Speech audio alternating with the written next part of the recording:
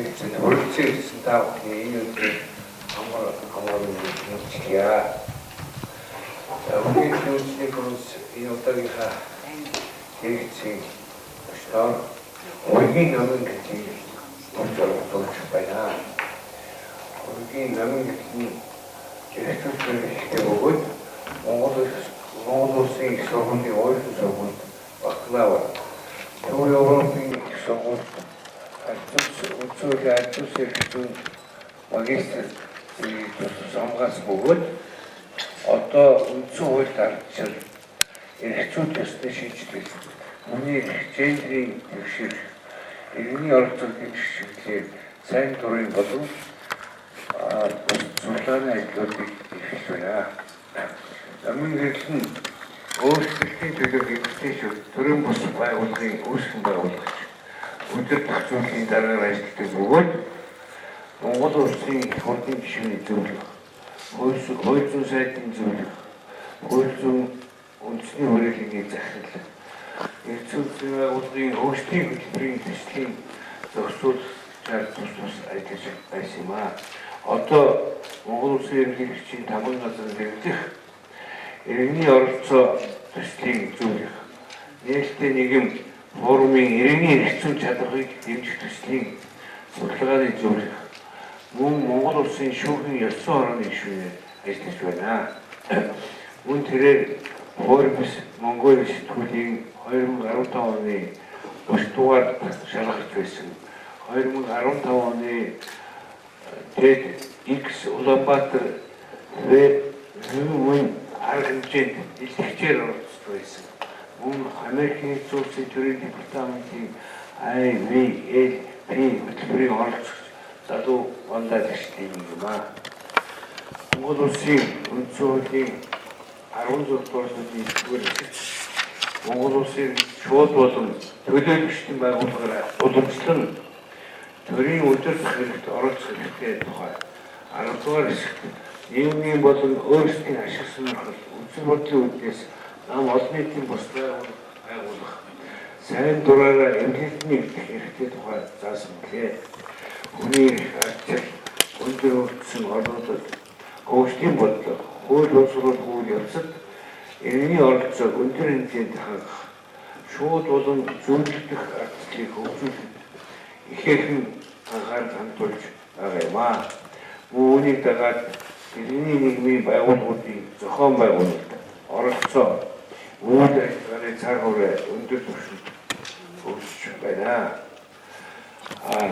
Ийм учраас өнөөдрийн энэхүү хэрэгцээ хөгжлийн бодлого, эрхцүүлэгчдэд байнга хөгжүүлдэг, иргэний оролцоо, шууд ба зөвлөлдөх ардчлал болон зохион байгуулалттай иргэний нийгмийн дараах олон улсын ойлголтууд эдгээр дэмжин хөгжүүлэх Монгол улс дахь зорилтуудын ялгаа ба харилцаа үйлдэл хөндөж ярилцах юм аа. Ингээд та бүхнийг өнөөдрийн дээрсэн идэвхтэй оролцож санал бодлоо солилцохыг хүсэж байна.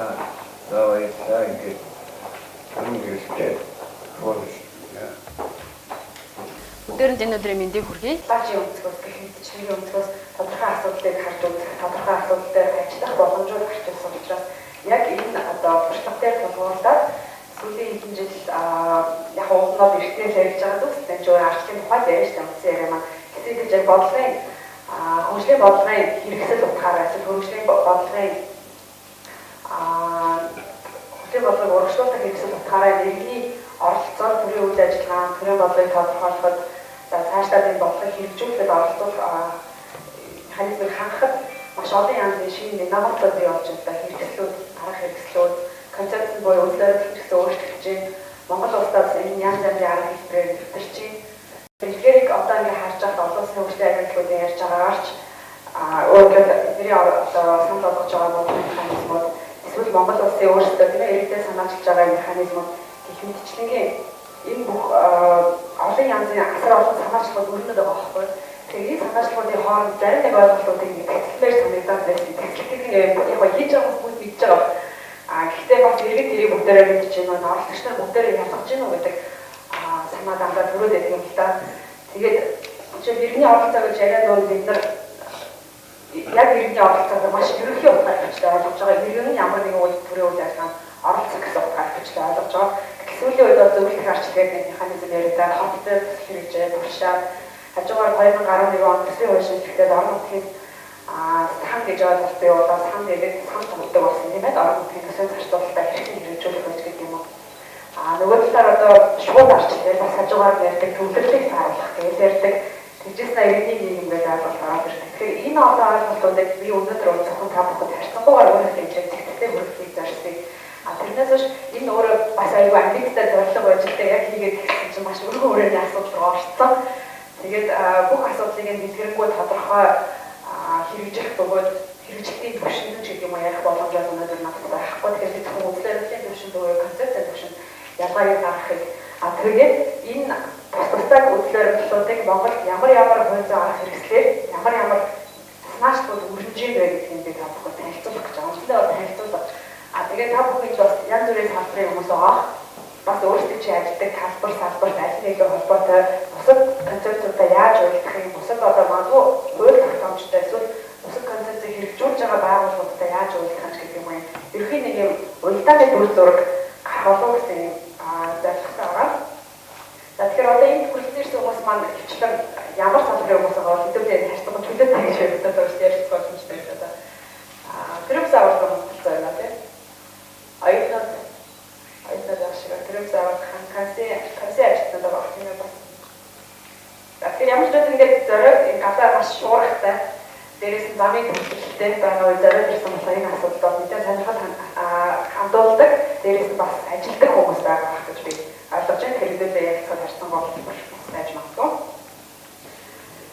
За ерөөдөө яг зүйл маань энэ хэдэн ойлголтыг ихлээр тодорхойлохыг оруулсан. Ерөөдөө маш олон судалгааны материал, ном зохиол, бүтээл бодлогын баримтчууд байгаа. Тэрнээс би зөвхөн хамгийн энгийн хэлбэртэй зүйлүүдийг та бүхэнд танилцуулъя. Цаашаа хамт ойлгомжтой явахын тулд тэгээд Монгол улсын хуулиудад тусган байдал энэ талаар санаачлууд яг юу өрнөж байгаа. За иргэний оролцоог хэрэгжүүлэх ямар санаачлууд өрнөж вэ? Цаашдаа иргэний нийгэм баярны оролцоо гэдэг хоёроо ойлгуулсан хоорондоо ямар харилцаа холбоотой юм бэ гэдгийг үндсэндээ яриад өгөх юм байна. За тодорхойлох гэдэг асуудлуудыг хэдий ийм асуудлыг та бүхний анхаарлыг хандуулаач. Бид нэр ярианда оролцоо гэдэг үгэн дотор асар олон ойлголтыг нийлүүлэл ярьцдаг. За арчил гэдэг өөрөө эн чинь үндсэндээ тодорхой нэг хэрэгслийн тухай биш, бодлогын юу гэдэг хөгжлийн бодлогын нэг концепц үзэл баримтлалын тухай биш, нүүрээ арчлалын тухай маш том зарчмын тухай яриа болоод хувирчж байгаа юм л да. Үндсэндээ бүгднийг хамруулж ярих гэхээр тэгэхээр шууд төлөөллийн арчил гэдэг хэдүүлээ ялгааг нь товчхон гаргана. За либерал ба зөвлөлтөх арчил гэдэг юм бас сүүлийн үед ялгагдаад байгаа концепцийн талаар үзэл баримтлалын талаар ярих юм. За тэгээ иргэний оролцоо гэж яг юу яриад байна гэдгийг ярина. Тэгээд иргэний нийгэм ба төрийн бүс байгууллага буюу яг иргэний нийгэм зохион байгуулалтын иргэний нийгэм маань энэ одоо арчлалын тогтолцоон дотор яг хэн бэ юу вэ гэдгийг хэдүүлээ товчхон ярилцах юм аа.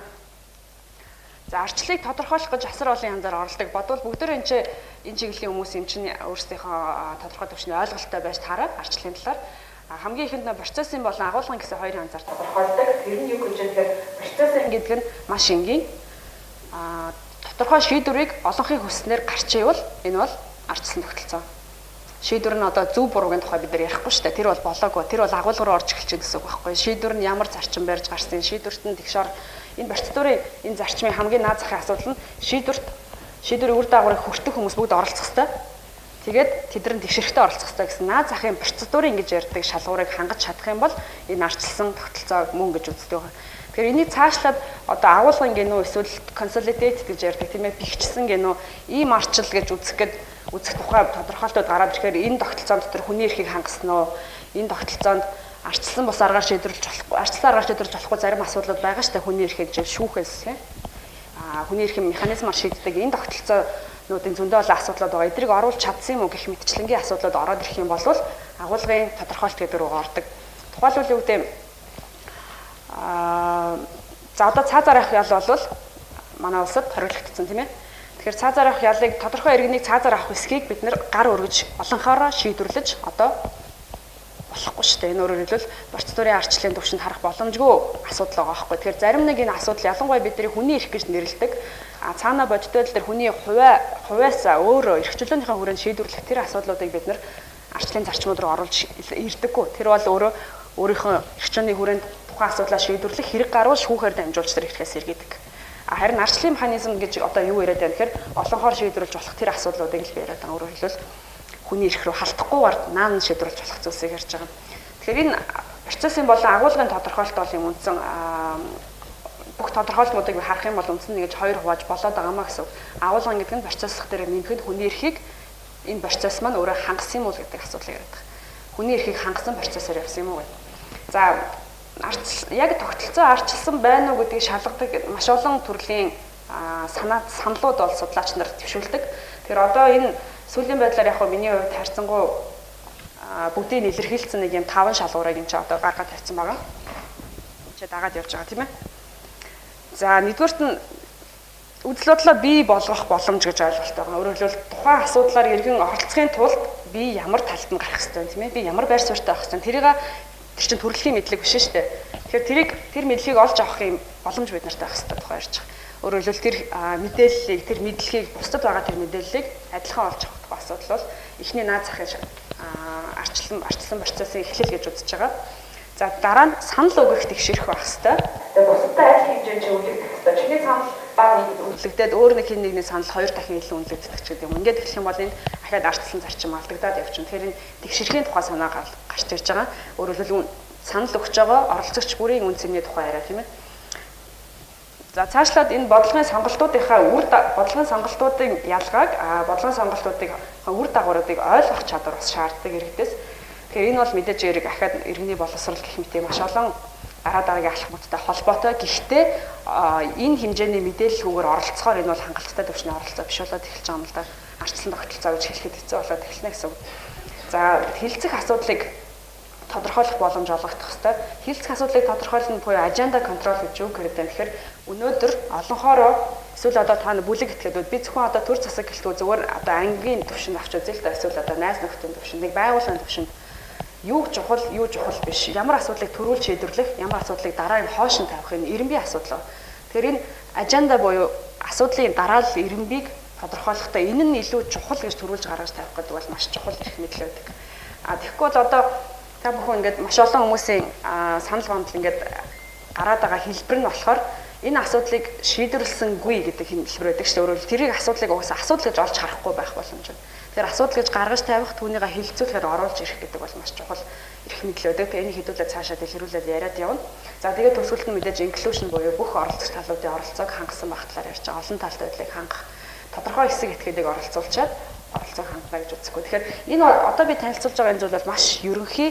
Ерөнхийдөө л арчилсан процедур хаанч ямар ч хамт олонны төвшөнд, улс орны төвшөнд, орон нутгийн төвшөнд болсон уу гэдгийг энэ 5 шалгуураар харна гэсэн нэг юм судлаачдын төвшүүлсэн шалгуур байгаа. Тэгээд энэ 5 шалгуур маань бодит байдал дээр арчлалын нөгөө олон механизмууд дээр бүтэн дээр шалгагдах боломжтой байдаг. Шуурд арчлал нь байна уу, зөвлөлтөх арчлал нь байна уу, төлөөллийн арчлал нь хэрэгжиж байгаа тийм ээ. Тэднэр дээр бүтэн дээр нь эндгээр процессын энэ дарааллууд хангагдчих байх юм бол арчилсан процесс байна гэж үздэг гэсэн. За арчлал дэлхийн ерөнхийдөө одоо арчилсан бус гэж хэлэх улс бол маш цөөхөн шүү дээ. Одоо харьцангуй арчлал бол шийдвэр гаргах одоо нэг хамгийн муу хэдий болооч ганц байгаа арга гэдэг шиг. Мэдээж энэ дотор асар олон янзын хэлбэрүүд байгаа, олон янзын төвшин, хөгжлийн төвшин байгаа. Гэхдээ дэлхийн нийтээр бол ерөнхийдөө хүлээн зөвшөөрөгдсөн асуудал шийдвэрлэх арга. Одоо бидний асуудал шийдвэрлэх арга шүү дээ ерөөсөө тийм шийдлийг сонгож авах, тэгээд түүнийг хэрэгжүүлээд явах энэ механизм бол арчлал. Тэгэхээр гэхдээ энэ механизмд цаг үеэсээ дагаад энэ сорилтууд банк тулгарч явдаг тухайн цаг үеийн онцлогоос шалтгаалаад тэгэхээр одоо ном зохиолууд дээр байгаа би сорилтуудыг хэмжиж жагсаагаад бичсэн байна. За нэгдүгürt нь энд уламжлалт төлөөллийн арчил албан ёсны улс төр дэх оролцооны түвшин маш буурч байгаа. Өөрөөр хэлбэл жишээ нь сонгуульд оролцох нь буурч байгаа. Улс төрийн намын гишүүнчлэл буурч байгаа. Компанид ажилтаа хүмүүс оролцох нь буурч байгаа ч гэдэг юм. Энэ албан ёсны улс төрийн оролцоо гэж ойлгодог энэ ойлголтыг. Тэгээ энэ дандаа төлөөллийн арчлалын механизмд байгаа. Энэ иргэдийн оролцоо бол энэ төвшөнд маш их буурч байгаа. Ганцхан Монголд биш, ер нь дэлхийд даяар ялангуяа залуучдын оролцоог буурч байгаа гэдэг судалгаанууд хаанаа өгч байгаа. Одоо бүх хүлээ агуулгууд энэ асуудалд маш их анхаарал хандуулж байгаа. Нүүгэн байна уу? Ямар байгууллага бүгдээр. Тийм учраас одоо та бүхэн сүүлийн сонсож байгаа бүх Дэлхийн агентлагууд эсвэл бүх төрлийн бодлого дотор залуучдын оролцоог дэмжих гэдэг компаниуд буюу бүртгэл хэсэг дандаа яваад байгаа шүү дээ. Үндсэн санаа нь эдний оролцоо маш буураад байгаа байхгүй дэлхийд даяараа. Эдний итэх оролцоо буураад байгаа. Гэхдээ энэ зөвхөн албан ёсны тогтолцоо гэдэг үнцгээс нэр. Албан бус байдлаар иргэд залуучдын оролцоо өөр талбар дээр яваад байгааг бас цагдуулаад цаашаа харна. За цаашлаад энэ уламжлалт гэж ярьдаг. Тэгээд төлөөллийн арчлалын механизм тийм ээ. Албан ёсны бодлого бий болж байгаа механизм процесс бас үл итгэх хандлага маш дэлхийд даяар хүчтэй явагдаад байгаа.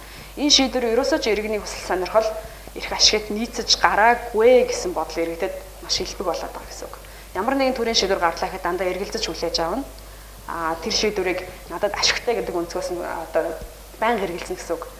Ягаад гэвэл цаана навлага байгаа, ягаад гэвэл цаана бизнесийн ашиг сонирхол байгаа ч гэх юм уу тийм ээ. Ягаад гэвэл цаана маш олон иргэнээс салсан ийм ашиг сонирхлууд илүү үнэлэгдэж байгаа. Одоо бид нар байнга л энэ зүйлийг өдөр болгон сонин дээрээс хардаг шүү дээ тийм.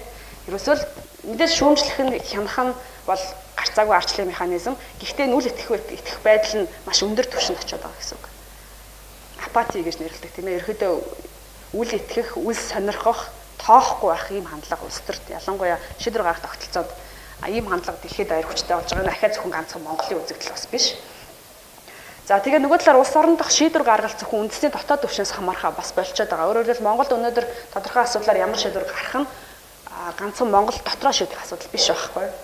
Хэдийгээр бидний үүдийн улс орны бүрэн эрхтэй тусгаар тогтнол гэдэг үзэл баримтлууд мэдээж ингээд үндсэн хууль юм тусцсан байгаа боловч бодитол дээр бид нар тодорхой асуудлаар олон улсын гэрээ конвенц нэгдсэн үү, энэ асуудлаар аль нэг улстай гэрээ конвенц байгуулсан уу, энэ асуудлын үр дагаварт аль улсад яаж нөлөөлөх үү тийм ээ. Гэх мэтчлэнгээр дандаа глобал түвшинд асуудлыг өөрөөр хэлбэл тухайн асуудлын чинь шийдлийг сонгоход нөлөөлөх хүчин зүйл нь дотоодоос айлзэнд хилээд явцсан. Тийм учраас нөгөө шийдвэр гарах зөвхөн popular одоо суверенитет буюу иргэдээс ихээс илүү ахаад өөр тоглогч нартай болсон байхгүй. Тухайн шийдлийг нөлөөлөгч, шийдлийг сонгоход нөлөөлөх хүчин зүйл нь зөвхөн иргэдээс хайлтсан гэх юм уу да тийм ээ. Тэгэхээр олон янзын ашиг сонирхлыг бодож үзэхээс өөр аргагүй төслөөлөлд хүрсэн. Энэ бол бид зүү ёсны үзэгдэл гэж үзэж байгаа. Энэ бол ганцхан Монголынх биш. Бусад бүх оронд бас холбоотой ийм хандлага, чиг хандлага байна гэсэн үг. Тухайн бид нар сая одоо төмийн физикчнийг нэлээд огтлохгүй. Анзаарч байгаа төмийн одоо төмийн асуудлаар маргааш хэлтнийг өрнөлөө шүү дээ гол ингээд ийм коммент хийдэг чинь гэж яриад байна. Тэгэхээр одоо бид тэр чинь яг нэг хэрэгжүүлсэн дээ шүү дээ. Гэтэл бид нар итгэхгүй байхдаа тэр үнийг мэрэгжил итгэхгүй байгаа цаана байгаа одоо ашиглалтын бүлэглэлүүдээ зөндөө олон нөгөө энэ төрлийн сорилтуудаар холбоотой байна. Итгэхгүй байх юм байна өөрчлөлттэй байна. Тэгэхээр саяны шиг одоо бид төлөвлөсний яг саяны шиг төмийн асуудлаар хэлцүүлэх дээр бид нар ямар хэрэгс ашиглаж болох вэ гэдэг нь дэлхийн улс орнод бодоод болох юм бас тийм байна. Тэгэхээр бид нар ямар нэгэн байдлаар тухайн асуудлыг шийдэх ёстой. Ямар ч одоо асуудал Монгол улсад бий ёстой. Тэгэхээр тэрийг шийдэхэд бол яагаад гэвэл өөр ашигтай байсан механизмууд руу гарч ирнэ гэсэн. Тэгээд мэргэжлийн мэдлэг, иргэний мэдлэг хоёрыг хадгалах тусмаа тэр одоо юу гэдэг одоо шинэ улаан байх тийм ээ.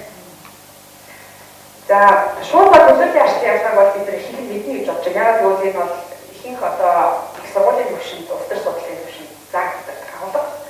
За үндсэндээ төрийн үйл хэрэг гэж ярьж байгаа тийм шийдвэр гаргах, шийдвэр боловсруулах, шийдвэрийг хэрэгжүүлэх, шийдвэрийг хянах энэ тогтолцоо чи өөрөө шууд оролцоод үр дүнд шууд төлөвлөж байгаа уу? Эсвэл чамаа тийм төлөвлөж оролцож байгаа юм гэсэн үндсэн юм хоёр л үүрэг.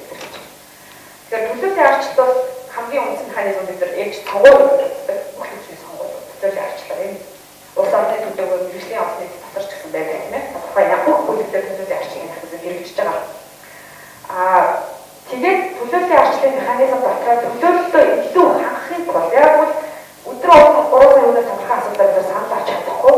Гэхдээ нэг хүний 4 жил нэг ард түвшин дээр тавьсан чинь нөгөө чинь бидний одоо яг артнаагаа иргэдийн юу хийж байгааг бас мэдэхгүй болчихж байгаа. Тэгэхээр тэр мэдээллийг ойлгохын тулд тэр заагийг ойлгохын тулд өөрөөр төлөвлөлтөө илүү хангахын тулд оролцооны механизм гэдэг зүйлүүдийг бид бий болгодог. Тэгэхээр бид нар одоо бидний оролцоож илүү ойлгоо. За тэгээд мэдээлэл их тод байдаг зөвлөлтөөх их холбоог сайн зөвлөж тасаах сонсож байгаа тийм ээ. Иргэний хяналт нэг концепцийг гарч ирсэн. Тэгээд энэ үйлчлүүлээд болсон юм. Өөрөөр хэлбэл иргэний оролцооны энэ механизмууд нь үндсэндээ төлөвлөлийн арчил, төлөвлөлийг улам чанаржуулах, яг төлөвлөлөө хангаж чадж байгаас шалгах тийм аргууд тэр одоо зорилгын үднээс илүү хэрэгждэг гэсэн. Шууд арчлалын механизмууд бас улс орнуудад зөвлөж байгаа. Жишээ нь Монгол гэсэн хуулийг хамжуулах туссан. За аль хэдийн санд асуулга байгаа. Референдум гэж нэрлэдэг тийм ээ. Энэ бол Монгол улс төрийн хамжин байгаа. Дэлхийн улс орнууд маш их хэрэгэлдэг. иргэний санаачлаг гэж ойлголт байдаг. Citizens Initiative энийг би тусгай шууд арчлах гэж тусгаалсан яриа. Энэ нь иргэн тодорхой асуудлаар шийдвэр гаргахыг одоо бусад оюуны оролцооны бүх аргуудаар яваад хэрэгжүүлж чадахгүй болвол өөрсдөө гарын цуглуулах замаар санаа асуулгыг санаачлах байдаг шүү. Санаа асуулгыг санаачлах явуулж чадахгүй болвол санаа асуулгыг гаргаж үр дүнг шууд хөлтөж гэж ойлгоод шийдвэрлэсэн тооцоод явдаг. Өөрөөр санаачлах нь нөгөө талаас төлөвлөлийн арчлалын механизм дотор байгаа хэрэгслүүдэд санаачлах нь дандаа төрийн зүгээс байдаг. Төр оролцуулахаар санаачилдаг. Өнөөдөр одоо ажендад буюу өнөөдрийн одоо их хурлын хөтөлбөрт ороогүй тийм ээ. Эсвэл өнөөдрийн засгийн газрын сонирхож асуудал болгож аваагүй асуудлаар бид нар иргэд янз янзын байр сууриаар илэрхийлэл одоо юм хэвлэл мэдээлэл ашиглаад яриад яваад тахаас биш шууд оролцооны энэ механизмыг хэрэгжиж чадахгүй байхгүй юу? Оролцооны механизм гэж одоо яриад байгаа зүйл нь төр нэгэнд ажендагаа тавьсан асуудлууд дээр одоо та нарын сонсъё гэдэг санаачлах. Санаачлах дандаа төрөөс дээрээс хэлбэртэй.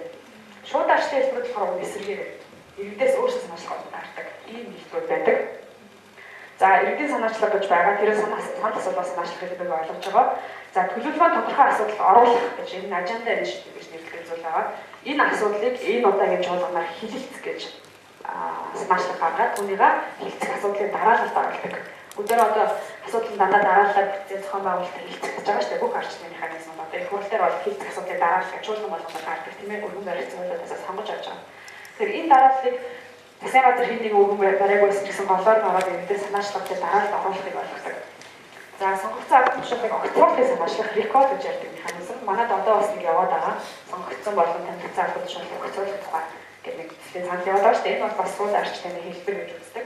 За иргэдийн нийтийн хурлууд одоо манайд яг одоо байгаа хувилбар нь бол иргэдийн нийтийн хурлууд баг байгаа тийм ээ. Энэ бол шууд асуудлаар нийлж сууж байгаа шийдэж чиглэж чадчихвал шууд арчлалын механизм гэж үзнэ.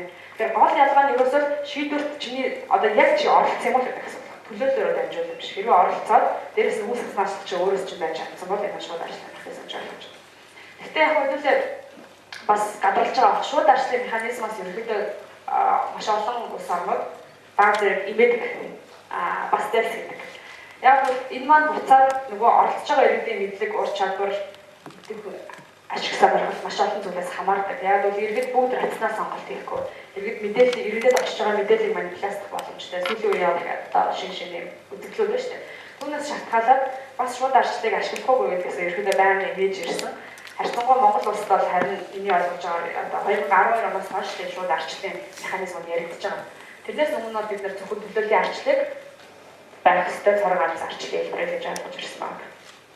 Төлөөлөгчөөрөө дамжуулан шийдвэр гаргах гэсэн тийм ээ. Гэхдээ төлөөллийн арчлал дотроо бид нар одоо 2013-12 оноос өмнө бол бас яг үүндээ зөвхөн сонгуулийг л ойлгож ирсэн байхгүй. Бусад энэ иргэний оролцооны хэлбэрүүд бол яг судалгаанууд нь бол байгаа маш хэлбэртүүд явж ирсэн. Хуралдан, цуглан, сонсон. Тэгээд тэр тодорхой одоо зохион байгуулалттай бүтцтэй хэлбэртэй явахгүй. Тэгээд суралц арчдаг. Дараа нь юу болсон? Тэр тусаагүй юу? Хий болсон юм уу? Хэрэг болоогүй юм уу? Нэг маш олон асуудлууд ард гарч ирдэг бол тэр хэсэг бид орж явчихсан. Тэгэхээр одоо энийг бэхжүүлж төлөөллийн арчлал иргэний оролцоо хангагдаж штэ. Тэгэхгүй зүгээр одоо та бүхэн бас иргэний оролцооны хэлбэрүүдийн судлаачлаар яадаг терапи гэж нэрлэдэг. Өөрөөр хэлбэл олон нийтийг оролцуулж байгаа юм шиг сэтгэлийн таашаал маягийн тийм аргуудыг ашиглаж барьцгаад бас усаад хэрэгэлдэг гэж үздэг. Хуралдуулаад олноор зөвлөөлөд хаалганд нэрлүүлээд тэгээд гол нь шийдвэрт ирэх тусахгүй эсвэл туссан хэсэг нь идэхгүй тэгээд алга болчихно. Тийм зүйл байна. За энэ болохоор арчлалын ахаад нэг юм онлайн загвар оролцоо. Бид нар одоо яриад байгаа нь зөвлөлт арчлал гэдэг зүйлийг ойлгохын тулд би харьцуулж гаргасан байгаа. Тэгэхээр одоо бидний саний төлөөллийн арчлал гэж яриад байгаа нь уламжлалт одоо бидний арчлалыг ойлгож ирсэн энэ тогтолцоо маань төлөөллийн арчлал зөвлөлтийн арчлал гэж одоо шинээр гарч ирээд байгаа маш шинэ концепц байгаа даа. 90-аад оноос хойш 2000 оноос хойш яригдж байгаа. Одоо бол улс орнууд аягүй туршилтын хэлбэртэй нуугдж байгаа юм. Концепт үзлэр байгаа. Тэгэхээр үүнээс ямар ялгаатай юм бэ гэдгийг харьцуулаад тавьсан байж байгаа. За олон улс бол либерал арчлалын маань нэгдүгээр төлөөллийн хоёрдугаар хууль тогтоомжоор хянагддаг маш жижиг төр үүсгэн байгуулах хэрэгтэй гэсэн ийм концептээр суурилсан юм либерал арчлалын загвар байж байгаа. Энэ арчлалын загвар дотор болохоор иргэний үүрэг бол өөрөөр улс төрчдийг сонгох. Ерөнхийдөө бол тэгээд болчихсон. Тэгээд цаашаа улс төрчд маань өөрсдөө улс орныг сайхан аваад байгаа болчихсон тийм. Төрийн албаны чиг үүрэг болохоор хэрвээ сайн төрийн алба байвал тэд нар үр нөлөөтэй үр ашигтай мэргэжлийн байх хэрэгтэй. Өөрөөр хэлбэл тогтолцоолтой төрийн алба байх юм бол эдгээр бол мэргэжилтнүүд гэсэн тухайн шийдвэрийг одоо бэлтгэх боловсруулах хэрэгжүүлэх мэрэгчлэн байх хэрэгтэй. За улс төрчтэй хөрөнгө оруулалт өгөхөр энэ их мэдл бүхий залуурдаг тухайн процессыг хөтлөгчнөр нь бол улс төрчид байх гэж үздэг. Хүлээн зөвшөөрөгдөх байдал буюу одоо энэ шийдвэрийн legitimacy гэж ярьдаг тийм ээ хүлээн зөвшөөрөгдөх энэ бол иргэдийн ашигт холбох ус юм а гэж хүлээн зөвшөөрөх тэр концепц нь үзлээ өгөхөөр улс төрчлийг иргэд сонгосон улс төрчид хийсэн зөвлөлд иргэдийн ашигт хол нийцэх гэсэн энэ байдал байна. Харин тэр зөвлөлт харч гэж яриад байгаа шинэ концепц нь болохоор юу яриад байгаа гэхээр иргэний хөрөнгө оруулалт нь болохоор өөрсдөө ашиг зорилгыг тодорхойлох, өөрсдөө хөгжүүлэх, хэдүүлээ цаашаа нэг хэрэггүй бас ярина.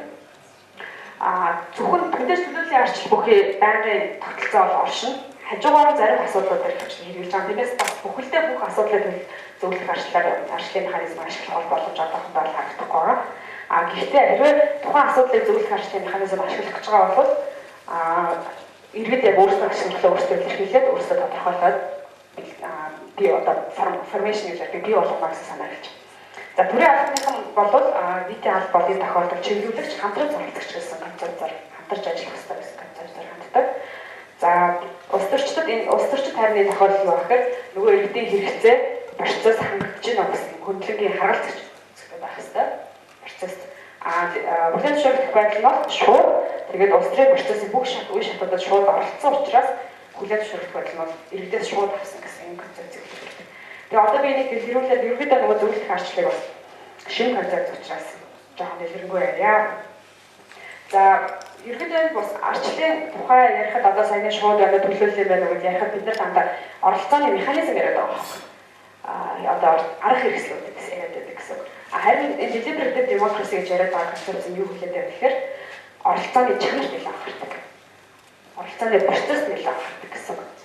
Тэгэхээр өөрөөр хэлбэл ялгаатай байр суурь бүхий одоо энэ иргэдийг хооронд нь ингээд хилцүүлээд авах гэж байна. Хооронд нь ярилцуулах, мэдээллийн өгөл хилцүүлэх, мэдлэг шаардлагатай бол тэрийг өгөл хилцүүлээд авах. Тэгсээр бол харилцаа олбоцод харилцаа шийдэл хүрэх хэрэгтэй. Энэ бол цаг хугацаа төвчээр маш олон зүйл шаардах механизм юм байна. Би яхах юм гэж санаад үзгээр ерөөдөө яг цаанаа байгаа assumption гэж ярьдаг одоо төсөөлөл энэ арчлалын тухай ярьж байгаа хүмүүс төсөөлөл нь өгөхөр хүмүүс бол мэдээж одоо юу үйлдэл байдал байх юм ди. Гэхдээ тухайн асуудалд аль шийдэл нь илүү өгдөг нэг хатуу байр суурь байх эхнээсээ. Тэгэхээр тодорхой асуудлыг шийдвэрлэхэд бол иргэний төлөөллийг хангасан юм. За хөвчлэн одоо форум гэдэг консенсус одоо юу янз янзын хэлбэрүүд байгаа дээр ямар ч байсан олон хүмүүсийг цуглуулад тодорхой төвшин хүмүүсийг цуглуулад тэр хүмүүст мэдээлэл өгөөд тэр хооронд нь ярилцуулаад ярилцуулсаар ороод эцсийн хүчтэн зөв шийдвэрийг бүр болохгүй бол гараа гаргаж шийдвэрлэдэг. Үгүй бол зөвшөлтлийн байдлаараа шийдэл хүргэх хэрэгтэй гэсэн. Нэг арга. Тэр сүүлийн үеийн асуултсан байгаа. Олонхын саналаар асуудлыг шийдэх бол энэ тогтолцоог хамгийн сүүлийн арга байхгүй. Бид нар тэгж гар өргөж одоо тасдуураас дурхаасаа өмнө асуудлын шийдлийг ажиллахаар болцсон байх хэрэгтэй. Олонхыг хичээх хэрэгтэй гэсэн юм концепт. Мэдээж энэ бол айгүй цаг хугацаа хүчнүүд боломжуудаас шаардна гэдэг нь тодорхой. Та бүхэн тэр хоттой болсныг одоогийн туршилт гэх юм уу эсвэл тэгэхээр туршилт мөртөө бодиттой үр дагавартай тэр зүйлээр нь оролцсон байгаа. Судлаач нар гаднаас ирээд энэ зүйлийг арчлалыг одоо яг судалдаг ийм байх хэрэгтэй гэж арга зүйн томьёолж байгаа одоо фиш гэдэг судлаач нар яг Монголд ирээд тэгээ энийг тодорхойлоод одоо тохиолдлын байдлаар иргэдийг сонгоод тодорхой хөрөнгө оруулалтын төслүүдийг шийдвэрлэсэн шүү дээ. Энэ чухал санагдаж байна гэдэг иргэд өөрсдөө саналаа өгд. Тэгэхээр тэр бол зөвхөн нэг өдрийн процесс байсан, 2 өдрийн процесс байсан. Би жишээлбэл өөр нэг процессыг ярилдаг. Канадын нэг мужид энэ процессыг ашиглаж тухайн улсад мажоритар тогтолцоо, улс төрийн мажоритар тогтолцоо авах, пропорционал тогтолцоо авахыг шийдсэн байна. Яг шийдэггүй бас тэгээд шийдэх гэд олон нийтэд оролцоог одоо олон нийтэд дуулах сонссон байхгүй үгээр дамжуулж гэсэн үг. Тэр нь яасан бэ гэхээр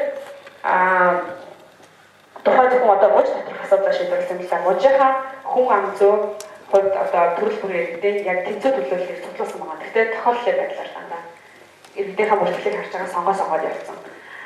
Тэгээд тэр нь одоо ингэдэг 50-50 эрхтэй тэгээд одоо ямар цөөхүүд байна бүгдийг нь оролцуулаад эдийн засгийн ямар ялгаа бүх төрлийн бүлгүүдийн тэтгэж төлөөллийг оруулаад тэгээд пропорционал систем, мажоритар системийн алийг сонгох вэ гэдэг шууд асуух болохгүй шүү дээ. Тэнгүүд нь эхлээд энэ бол бүхэлдээ 4 цаг үргэлжлэсэн процесс байгаа л да. 7 хоногийн процесс болгох хүмүүсийг уулзуулдаг, 4 цаг суулгадаг. Тэгээд бүгдийг нэгдэж дуусгал явуулах гэсэн баталгааг нь аваад эхнээсээ сонсож байгаа шүү дээ. Тэгээд тэр иргэд бол зарим мэдлэгтэй, зарим мэдлэггүй янз бүр иргэд байгаа байхгүй. Тэнгүүд эхлээд баг хичээл орсон байгаа. Эхний хэсэг нь бол learning session буюу хичээлийн хэсэг байсан. Яг үндэ мажоритар тахалцаа гэж яриад байгаа. Пропорционал тахалцаа гэж яриад байгаа. Хаана хэрэглэх, яаж хэрэглэх, ямар үр дагавар гардаг бүгдийг. Тэгээд сүүлийн хэсэг нь болохоор одоо discussion session буюу яг хилцүүлсэн байна. Тэгээд тухайн хилцүүлгээ явуулсан холбогдох тэр асуудлыг дэмждэг төрөө бус агуулгууд янз янз ашиг сонирхлын бүлгүүд орж ирж тэднэрт бас дайрсан байж эхэлж байна. Тэгэхээр иргэд бол ашиг сонирхлын бүлгүүд гэдэг хооронд яах хэрэгтэй тэр хоошоо байна. Тэгэхээр нэг ийм session явуулсан төсөөлөлтөнд санал хугаагаад иргэдээс бол яг пропорционал системийг дэмжсэн байдлаар гарсан байлаа. Тэгээд тэрийг нь болохоор парламент руугаа хэлбэржүүлээд санал болгоод оролцсон хүлээж байж байгаа юм асуудал байна. Тэгэхээр энэ бол хэлбэртэй демократиг энэ арга бол асуудлыг шууд шийдэхгүй байгаа зөвлөх чиг үүрэгтэй. Тухайн асуудлыг ингээд иргэдийн одоо хамгийн мэдээлэлтэй чанартай оролцооны эцэст ийм арга гарч ирнэ гэсэн. Тэр арга гарч ирнэ. За өөр нэг жишээлбэл Швейцарт болсон жишээ байгаа. Швейцарт 1990-ад оны ихээр эхлээд 2010 он хүртэл явсан олон нийтийн хилцүүлэг байгаа юм л да. Олон нийтийн хилцүүлэг маш олон янзын хилцүүлгүүдийн арга хэрэгслийг ашигласан. Тэрний үгээр амтны эдис эрхтэн хүн шилжүүл суулгаж болох уу маргаа гэсэн. Хүнээс бол хүн суулгаж байгаа шүү дээ доогор тийм. Монголд бол энэ зохицуулт байгаа доогор тухай байна. Тэгэхээр миний бодлоор Монголд бол амтнаас эдис суулгаж болох талаар бол зохицуулт одоо байхгүй байх гэж бодож байна. Тэгээ энэ асуудал анх удаа гараад ирсэн байна. 90-ад оны дунд үед Швейцарт. Тэгвэл маш олон бүлгүүд болохоор үнийг эсэргүүцсэн. Зарим нь болохоор шашны өнцгөөс, зарим нь болохоор хүний одоо хүн гэж юу гэж гэдэг маш философик өнцгөөс тийм ээ. Зарим нь болохоор амтны эрх өнцгөөс. Одоо бид нар зөвхөн алхахын тулд амтны хийж яах юм тийм ээ. Амтны эрх өнцгөөс хаалгах асуудал байгаа байхгүй. Тэгэхээр бид нар алхахын тулд бас амтны хийж байгаа шүү дээ. Идэхийн тулд тийм ээ. Тэгэхээр гэлбэлтчилгээд олон янзын байр суурьуд гараад парламент дээр тухайн асуудлыг ийм одоо амтны эдисийг хүн шилжүүлэн суулгах эдис эрхтэг хүн шилжүүлэх хориглох гэсэн хуулиас маш орж ирсэн байна. Бүр эхнээс нь хориглохоор. Гэтэ энийг шууд хориглож болж гэнэ үү гэж парламентын inquiry гэж ярьдаг тийм. Хэлцүүлгүүд хийсэн байна. Ашиг сонирхлын багийн бүлгүүдийг парламентд сонссон байна. Тэгжээс нэг консультац гэж ярьдаг. Зүгээр хэлцүүлгүүд өрнүүлсэн байна. Энэ тийм хэлцүүлгүүд өрнүүлээд тэгжээс нэг сүүл рүүгээ нэлээд хэлдэг механизм ашигласан гэдэг бүх оролцооны хэлбэр механизмуудыг ашиглаж явж эцэст нь 2010 онд хуулийн батлагдсан юм зүйл байна. Гэхдээ хориглоогүй хэлбэр батлагдсан байна. Тэгэхээр энэ өөрөө ийм процесс байна. Яхахгүй. За зөвлөлтөх процессын нэг үндсэн 5 ийм заавал шалгуур байдаг. Фишкэн гэдэг одоо энэ модельийг хөгжүүлэн дараа судлаач өөрөө өгсөн байна л да. Асуудлын талаар бодлоо мэдээлэлтэй. Энэ бол хамгийн чухал. Яг бол зөвлөх харилцааг бол санаанууд юусан чанартай хэлцүүлэл байх хэрэгтэй. Тохиолдол юм чинь хин нэг нь манипуляц хийсэн хэлцүүлэг байж болохгүй ч байна. За тэгэхээр бодлоо мэдээлэл тэгээ баланстай байр суурь өөрөөр хэлбэл тодорхой байр суурийг илэрхийлээ бол хариу өгөх боломж байх хэрэгтэй. Олон байдлын хангагдсан байх хэрэгтэй. Тэгээ бүлэг татвар асуудлын ач холбогдлыг ухамсарласан түүндээ бодтой хандах хэрэгтэй. Одоо хэлбэрүүд юм биш тийм ээ. Тэгээ харилцан гიშ боломж олгогдсон хоорондоо байх хэрэгтэй гэсэн ийм үндсэн 5 шинжийг заавал хангаж иж энэ бүлэг цуглах хэрэгтэй. Тэгэхээр одоохондоо делибератив демократик нь болохоор миний ойлгож байгаагаар яг ийм харилцангуй төлөөллийн хүмүүсийг цуглуулж байгаа. Төлөөллийн ашиг хэлбэр байгаа байхгүй юу? Тэр чинь хүмүүсээ сонгоод авчиж шүү дээ тийм. Тэгсэн мөртлөө тэднэрт маш боломж хугацаа, нөөц боломж бүх зүйлийг өгч байгаа бодтой шийдвэр гаргах гэж байна. Бид нар одоо ардын санал асуулаа явуулахаас нь шал өөрчлөлттэй ардын мэдээж юу гарч байгаа тийм ээ. За энэ зөвлөлтөх санал асуулга делибератив полинг гэж нэрлэдэг байгаа зүйл Монгол болсон тэр зүйл бол энэ нэлээл. Одоо бас хөдөө игээд явуулах шиг байлаа. Эвэлтгэлээ зөвхөн хамтраад одоо харж байгаа. За зөвлөлт өдрөө эсвэл байнгын бас зөвлөлт хийгдчихлийн механизмыг үүсгэж явж байгаа юм жишээнүүд байна. За одоо тэгэхээр иргэний оролцоо гэж юу гэж байна гэдгийг хэлээд.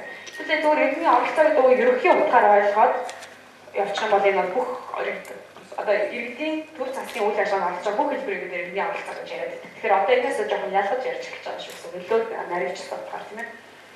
За түрүүс тэдний төлөөл иргэдийн эсвэл тэдний төлөөллийг за бодлогын асуудлыг тодорхойлоход за шийдлийг сонгоход тэгээд түүний хэрэгцээг хяналт үнэлэхэд оролцуулах процессыг ойлгож байгаа. Гэтэ оролцуулах гэж байгаа. Би бол шууд шийдвэрээ гаргах гэж хэлээ. Шууд шийдвэрээ гаргахгүй тэр бол шууд арчлаа. Шал өөр механизм байна. За энэ 3 янзын хэлбэртэй байгаа гэж судлаач нар үзсэн байгаа. Гэхдээ энийг өрний оролцооны хэлбэр шалтгаалыг бол маш олон янзаар судлаач нар хэлдэг. Тэгвэл хамгийн энгийн нэг авчраад тавьсан байгаа. Нэгдүгээр нь коммуникац гэдэг зүгээр мэдээлэл өгөх. Спонсор гэж би яриад байгаа болохоор тухайн үе иргэдийг оролцуулах гэж байгаа агентлагын хвчлэн төрийн байгууллага юу вэ? Тэрийг спонсор гэж нэрлэж яваад байдаг. Тэгэхээр спонсор нь иргэд хэдий төлөвлөлт мэдээлэл өгөхийг ойлгож байна. Тэгээ үүнийгээ оролцуулсан гэж ойлгодог тохиолдлууд би ерөөдөө иргэний оролцсон анх хөгжиж гэсэн хандлага уусаад илтод байдлаас гэсэн юм. Ядаж мэдээлэх байдлаас гэсэн. Тэгэхээр энэ бол зөвхөн мэдээлэл эхлээд мэдээлэл өгөх гэсэн. Дараа нь консультацж ярьдаг. Тухайн мэдээлэлээр иргэд байр суурь буцаагаад илэрхийлэх. Иргэд талаасаа энийг гэж бодож байна, тэгж бодож байна, ийм ингэв сайн, тэгвэл сайн гэдэг юм тийм ээ. Гэхдээ спонсорын санаачлагын дагуу дандаа өөрөөр энэ дээр юу гэж бодож байгааг асуусны дагуу та байр сууриа буцааж илэрхийлж байгаа. Тэрээс эхнээсээ үүсгэх магадлалч өөрөөс биш тийм ээ. За яг participation буюу оролцоо гэж хэлдэг байгаа болохоор харилцан диалог гэж ойлгож. Зүгээр хоёр урсгалтай ингээд би юу л шийдсэн мэдээлэл урсгал биш. Харилцан диалог гэдэг маань нэг нэгнээсээ суралцаад, нэг нэгэндээ одоо харилцан уулт хийгээд аль альнийхэн байр суурийг өөрчлөх гэж ойлгож байгаа. Тэрнээс аль альнийхэн байр суурийг өөрчлөхгүй бол диалог биш байхгүй, энэ оролцоо биш. Хоёр талд мөргөлдөөд байх гэсэн үг шүү дээ зүгээр л тийм. Тэгэхээр асуудлын шийдэл бол хязгаарч нэгдлийн байр суурьар ч юм уу эсвэл нэгдлийн сонирхлоор эсвэл магадгүй тэр нь гав анзаараа шив шилдэг хариу бодоод олцсон байх тохиолдол багт байхгүй. Ялангуяа олон талд оролцоо хангаж байгаа тохиолдолд дандаа олон талын компромисс ярьж бодны шийдвэр гарч ирдэг. Тэгэхээр энэ бололцоог мэдээж ихнээс оролцоо гэж ойлгох. Тэгээ яг энэ процессыг Монгол улсын хууль тогтоомжуудад яг тусгасан байна уу гэж харах юм бол хэдүүлээ янз янзын төр зургаас гарч ирнэ гэсэн үг. За энэ бас нэг бид нар иргэдийн оролцоо гэж ярихад заашгүй анхаарах хэрэгтэй зүйл байгаа. Бид нар оролцоо гэж ярингуудаа одоо төрийн албаагчаас бас бүх хүнийгээ нэрнэ болгож байгаа. Гэтэл нөгөө төрийн албаагчаас төрөөс гадна байгаа энэ хүрээлч бүгдээр янз янзын ашиг сонирхолтой янз янзын өнцгөөс асуудалд оролцдог. Тэдгээрийг бас ялгаатай авч үзчихэж бодлого баримтчгээ боловсруулах шаардлагатай байдаг. Одоо ерөнхийдөө 3 ангилсан гэж байгаа. Мэргэжлүүд буюу экспертүүд эдгээр зөвхөн харилцангуй хувийн ашиг сонирхол байхгүй тухайн асуудлыг судлаад хараад шийдвэр гаргадаг хүмүүс гэж ойлгож байгаа тийм ээ. Мэргэжлүүд ашиг сонирхлын хүндэгцэн ихэд гэж байгаа. За тэгээд иргэд олон general public гэж энэ гурван дээр ялгаж байна. За эдгээр нь бол хоёр янзын чиг үүрэгтэйгээр оролцуулдаг гэдэг байгаа. Ерөнхийдөө оролцооны механизмд оролцдог. Тэр нь болохоор бидгүүрт нь оролцуулах замаар хүлээн зөвшөөрөх шийдвэр. Оролцсон ч юм хүлээж зөвшөөрдөг байхгүй. Огт сонсоогүй наагур цагаар явцсан бол энэ юу болоод өнгөрч байгаа юм хүлээж авдаггүй. Тэгэхээр хүлээж зөвшөөрөх чиг өөр байгаа. Хоёрдугаар нь тухайн асуудлыг үнэхээр шийдвэрлэх дуу хоолойг сонсох гэсэн юм хоёр үндсэн зорилгоор эдгээр хүмүүстэй харилцдаг төрийн бодлого боловсруулах явц. За мэргэжлүүдийн хувьд мэргэжлүүдийн мэдлэгийг бэлэг тэмдгийн дэмжлэг болгож ашиглах нь их байдаг. Өөрөөр ийм мэргэжлтэй оролцсон, тийм мэргэж символик гэж яриад байгаа шүү дээ. Тэгэхээр тийм байлаа хүлээн зөвшөөрөх байдлаар ашиглах тохиолдлууд их байдаг. За асуудал шийдвэрлэх чиглэлд мэдээж яриг үнэхээр тэр хүмүүсийн дуу хоолойг сонсох. Үнэхээр мэргэжлийн ийм бүдийг одоо юу гэдэг оролцоог одоо оруулах. Тэр ийм хоёр янзаар орж болдог байна. За ашиг сонирхлын хүндэтгэх талууд болохоор эдгээр бол хүчтэй холбоод байдаг. Тодорхой бүлэг бүлэг дэвсгэрийн иргэд байдаг. Одоо жишээлбэл үүдээ архины хяналтын цаавал гэдэг нэг үйл явж байгаа одоо хүрчихэж байна л да. Ер нь батлагдаг байсан гэж байна. 12 он гэсэн. Архины хяналтын хуулийг ингээд батлах гэвэл түнд мэргэжлүүд явал бид нар эмчнэр гэж байна. Би бол эмчнэр гэж ойлгож байгаа. Тэгээд магадгүй тэр архины технологи хийдэг хүмүүс байхыг үгүйсэхгүй. Ашиг сонирхлын хүндэтгэх зэдүүд тэгэхээр ийм байж байгаа. Архины үйл дээр тийм ээ. Арх борлуулдаг газар, бар ресторанууд. За тэгээд архины сурчлагаа гэдэг бас асар том зах зээл байгаа шүү дээ. Манай сурчлагын зах зээл чинь архин дээр авирах юм биш үү? Миний анзаарснаар маш их хөнгө төрдөг зах зээл баггүй юу? Тэр ихэнчлэгээр ингээд бүх үйл явцыг тодорхойлоод бид нар оролцох талуудыг тодорхойлж байгаа. Иргэд гэхэд тодорхой энэ одоо ингээд шууд ашиг сонирхлыг хүндэтгэхгүй болоод мэдээж их ашиг дааж шууд бусаар хүндэтэх гэдэг одоо бид нар иргэд гэж ойлгоод байна. Тухайн орон нутгийн шийдвэр гаргах гэж байгаа тухайн орон нутгийн иргэд нөгөө талаар ашиг сонирхлыг хүндэж байгаа гэдэг төвцөөс давхар бидээс харах хэрэгтэй болж байна гэсэн. За ашиг сонирхлыг хүндсэн талуудыг бол мэдээж хүлээн зөвшөөрөх чигээр мэдээж эднэрт хэрэгжин тэднийг оролцуулах тусмаа шийдэлж хүлээн зөвшөөрнө. Нөгөө талаар тэдгээрээ туршлагыг ашиглах. Эдгээр дээр бол би экспертиз гэхээс илүү оролцох талууд бол илүү туршлага өөрсдийнхөө байр суурийг илэрхийлдэг. Туршлага гэдэг нь экспертиз заавал байхгүй шүү дээ. Мэдээж бас энэ давхарт давхцаж байгаа зүйлүүд мэдээж байгаа. За олон нийтийн оролцоог болохоор ямар төвшөнд хэрэг энэ одоо энэ чинь зөв судалгааны ангилал талаас нь ярьж байгаа шүү дээ тийм ээ. За төлөвлөлийн арчлалын үндсээс бэлэг тэмдгийн нэртэй оролцоо холбоотой төр бэлэг тэмдгийг харагддаг. Оролцооны арч буюу үндсээс энэ хэрвээ эцэг оролцуулж байгаа юм бол энэ өөрөө иргэдийг хүчрхэгжүүлж байгаа гэж үздэг. Иргэдийг empower хийж тухайн асуудлаар мэдээлж өгч гэж ойлгодог. Тухайн асуудлаар илүү чадвартай болгож өгч ойлгодог. Зөвлөх арчлалын үндсээс болохоор харилцан суралцах процесс явж байна. Одоо диалог болж байгаа гэж ойлгох гэсэн үг тийм. Харин асуудал шийдвэрлэх чиглэл нөгөө нь болохоор дэмжлэгээ нэмэгдүүлэх, мэдээж тухайн асуудлаар дэмжлэгээ нэмэгдүүлэх. За туршилт бас заримдаа бид тийм хэлцүүлгүүд хийдэг шүү дээ. Энэ нэг хүнд сонсогдож байна гэдэг үгээс тийм нэг шин санаа олчоод хүмүүстэй ярилцж үзээд энэ сонсогдож байна. Тэр бас ийм зорилгоор хэлцүүлэг хийх байгаа. За шин санаа мэдээж авч авах гэдэг сонсох. Тэгээд яцсан асуудал гэж шийдвэрлэх тохиолдол. Ялангуяа технологийн өндөр хөгжил яригдж байгаа шийдлээр яцсан асуудал дандаа хөндөгдөж байгаа. Саяны нөгөө амтнаас ирэх асуудал юм уу гэдэг асуудал. Эсвэл одоо тэр төмний асуудал чинь эдийн засгийн үр ашигаас гадна яцсан асуудал байгаа байхгүй. Давхар тэдрийг бол бид нар иргэдээр л шийдвэрлэх шүү дээ. Тэрнээс яцсан мэдээж шийдэх хүн шийдэх гэж боломж байхгүй. За энэ ерөнхийдөө эдний оролцоог хэдүүлээ одоо Монгол улсад эдний оролцоо ямар хэмжээнд явж байна гэдгийг бол маш олон янзаар судлах гэж оролцсон байна. 2011 оны нэг судалгаа улсын боловсрол гэх юм баха. Хийсэн саяхан хууль чиглэлчтэй холбоос хийсэн. Тэгэхээр аль алин дээр яг яаж үнэлэх гэж анхаарах асуудал байгаа байхгүй. Яавал оролцсон гэж үзэх юм, яавал оролцоо гэж үзэх юм. Тэгээд энэ дээр судлаач нар маш олон янзын шалгуур үзүүлэлт боловсруулдаг. Тэгэхээр би шалгуур үзүүлэлтийн 2-3 гэж харьцуулсан байна. Тэгэхээр цаг орчих. За энэ одоо яг би аюул жижигдэр гэсэн таад харилцаж байгаа үндсэн үйлийг заахгүй. Одоо бидний саяны хинээр хэлсэн байгаа арчлал шууд арчлалын арчлал иргэний оролцоо тэгээд түүнийг илэрхийлж байгаа эрхүүд байгаа шүү дээ тийм ээ. Үзэл бодлоо илэрхийлэх, үзэл бодолтой байх, хэлэлтэн нэгдэх, чагсаал цуглаан хийх, төрийн байгууллага асуудлаа хандаж шийдвэрлэх гэх мэт шингээд олон асуудал үндсэн үйлийг манай үндсэн үйл бол яг үндэ ингээд ухаад байж маш их зүйл байгаа байхгүй. Олон концепцуудын үндслийг бид нар ухаж гаргаж ирээд зохицуулаад авах бүрэн боломжтой. Тэдэр нь байж байгаа гэсэн. Түүнчлэн санал асуулгын зохицуулалт нь байж байгаа. За ингээд хөдөлгөөн хамтыг саналаа санаач гэж уламжлалаач гэх юм ингээд энэ концепцууд нь бүгд үндслэрлэл бол манай үндсэн үйл хэрэгтэй байна. гэсэн санаараа авсан. За бодлогын баримтч өөрөө бол манайх ч одоо бодлогын сайн шинэ хувьд авсан чинь бодлогын баримтч одоо яг юу болох вэ? Сайн ойлгохгүй яваад байгаа. Бодлогын баримтч гэдэг ойлгох чам болох мэдгүй байна. Ерөнхийдөө үндэсний аюулгүй байдлын үзлэрэл гэж баримтж байгаа. Түүнд бол иргэдийн оролцоо төрийн ялангуяа иргэний нийгмээр дамжуулж оролцох оролцооны талаар бол зарчим байр босгосон байдаг. За сая 2016 оны 2 сард баталсан. Монгол Улсын доктортой хөтөлбөрийн үзлэрэл 2030-д баримтж батлаад өмнөх мянганы үсгийн зорилтыг суурилсан хөтөлбөрийн үзлэрэлтэй өчиг ус дуусгасан тийм ээ. Хаасан тийм ээ. Тэгэхээр энэ шинэ үзлэрэлийн баримтч энд бас ерөнхийдөө за төхүүлээд барьчихсан гэдэг тийм үгсүүд бас байж байгаа. Тэгэхээр хангалттай бол тусаагүй юм шиг санагдсан. За түүнчлэн та бүхэн бас сонсоогүй байж магадгүй нэг юм баримтч 2012 оны шууд арчтай иргэдийн оролцоогоор дамжуулан төвлөрлөг саруулах үндэсний дунд бол хугацааны бодлогын баримтч гэдэг ерөнхийдөө зайлшгүй батлагдсан баримтч байж. Тэгэхээр энэ болохоор шууд арчтай иргэний оролцооны механизмыг ингээд зэрэгцүүлж бичиж явцсан харагдаж байгаа байхгүй. Гэхдээ яг бодиттой дээр шууд арчлах тэмдрээс байхгүй миний бодлоор. Тэд бол оролцооны гэхдээ илүү чанартай оролцоонуудыг илүү бодож бичсэн баримтч шиг харагдаад байна. Жишээлбэл одоо төсвийн одоо тэр хуваарлтууд төсвийн мэдээлэл тавьчих гэх юм асуудал байгаа тийм ээ. За энэ саяны ярьсан концепцуудтай холбоотой хуваарлтуудыг зүгээр одоо энэ бол бүрэн зэс төвшөөж магадгүй өөр баримтууд гараад ирэх магадлалтай. За төлөвлөлтийн арчлалын холбоотой хуваарлтууд бол бүгдээр мэдж байгаа. Сонгуулийн хувьд Австрийн намын тухай хувьд засаг захаан бүтэцгийн нэгжлэгний удирдлагын тухай эрдэмтэд дуурал яаж ажиллах маш их бүх зүйлчийн дотор байгаа шүү дээ. Урт хуулийн дээр. За шууд арчлалтай холбоотой нь бол миний ойлгож байгаа одоо байгаа санал сурталчилгааны тухай. Санал сурталчилгаа бол 97 онд батлагдсан. Сая 2016 оны 1 сард шинээр шинжилгээ хариулах гэдэг өөрчлөлт батлагдсан. Гэхдээ Монгол арчлалын 20 гаруй жилийн өмнө ганц удаа санал сурталчилгаа болж байгаагүй. Бид нар төсвийн тухай хууль бичсэн байгаа орон нутгийн хөгжлийн санг ямар төсөл хөтөлбөр зарцуулах иргэдийн нийтийн нээлттэй санал асуулгаар шийдвэрлэх гэдэг нь яг үүндээ референдум биш байхгүй. Тэр бол нэг тийм хоол гэж ярьдаг санал хураалт юм шиг байна. Яг санал асуултуудыг ойлгох бол тэр биш. Санал асуулт бол дандаа үндэсний түвшинд ойлгож байгаа.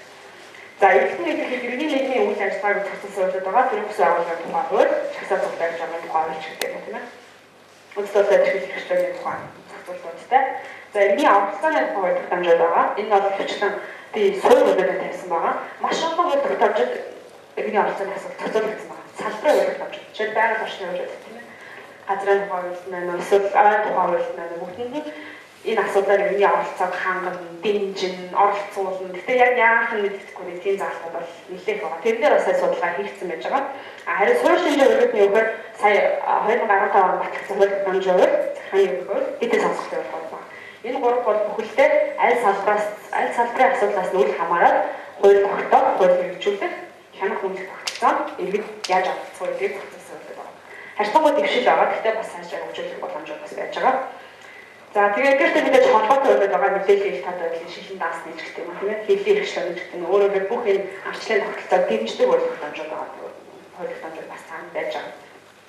Тэгээд эдгээрт саяхан бас нэг Швейцарын хөгжлийн агентлагийн иргэний оролцоог хэрэгжүүлж хамаагүй ажил хэрэгжиж байгаа төсөл байгаа. Тэгэхээр тэр төслийн захиалгаар хууч хэмжээтэй олон судалгаа хийсэн юм байна. Тэгэхээр судалгааны тайлбар эзлэгдээгүй би нэг тийм одоо үндэ шатны мэдээлэл авсан баггүй тэрийг та бүгд хэлцүүлж байгаа шүү. Тэр одоогийн байдлаар нийт 99 хувь Монгол одоо бидаасан хууль 300 гаруй ярьдаг шүү дээ. Бидаасан бус гэдэг нь одоо шилнийг хуульд нэмэлтөөрт авах хууль хууль тавьчихсан баггүй тэр нь одоо 590 гаруй. Тэдний хамтын тоолох юм. Тэгэхээр бидаасан хуулиудаас үзэх юм бол 99 хувьд маань иргэний оролцоо нь юу байна? Цогцолтол байна гэж байгаа тодорхой биш. Гэтэ бид энийг ялах хэрэгтэй. Иргэн тухайн харилцаанд ямар их үүрэг идэх вэ гэдэг иргэний оролцооны тухай биш байхгүй. Энэ бол их үүрэг идэх тухай асуудал. Эсвэл иргэн тохиолдол гомдол мэдээлэл гарна одоо сүүлдээ гомдож ирэхээс сэргээд бас иргэний оролцоо биш хувь иргэний тухай асуудал. Асуудлыг шийдвэрлэхэд биш ирэхээс сэргээд тухай асуудал. Тэгэхээр эдгээрийг хасчихж байгаа. Гэсэн одоо иргэний хуулиудыг хамаагүй шүү дээ. Иргэний оролцоо гэдэг чинь басаг угаад шийдвэр гаргах. Төрийн нийтийн шийдвэр гаргалтанд иргэний оролцоо хамаагүй шүү дээ. Тийм учраас иргэний хуулиуд орохгүй. Тэгэхээр гэх мэтчлэн тэгээд бид тэгэхээр иргэний оролцоогоо концепцийг нэлээд наривчлж ийм судалгааг бас хийсэн юм шиг санагдсан. Тэгэхээр энэ 99 хуульд маань харьцангуй шийдвэр гаргах төвшин, шийдвэрийг хэрэгжүүлэх төвшин, шийдвэрийг хянах төвшин иргэний оролцоо гэсэн байна гэж үзсэн байна. За төрийн байгууллага санаачлан гэхдээ бүгдөө тэр хууль тогтоомжид иргэдээс биш төрийн байгууллага өнцгөөс асуудлыг санаачлаа. Иргэний оролцуулах хэсгээ дандаа төр талаас санаачлах зохицуултууд байна. Энэ өөрөөр ажиада сеттинг гэж ярьдаг юу чухал асуудлыг нэрвэх дараалал энэ асуудлыг хизээ хэлэх бол ерөөсөө төр мэдэж байгаа юм байна. Тэр лөө иргэд одоохон оролцож чадахгүй. Энэ асуудлыг тухайн засаг, тухайн асуудлын үеийн шийдвэр гаргагч одоо шийдвэрлэж үзсэн. Гэхдээ бас ганцаараа шийдэхгүй таныг сонсож гэж байгаа. Нэг юм бичигдсэн байна гэсэн. За мэдээлэл авах, мэдээлэлээр хангах тухай зохицуулалт бол 68% байна гэж байна.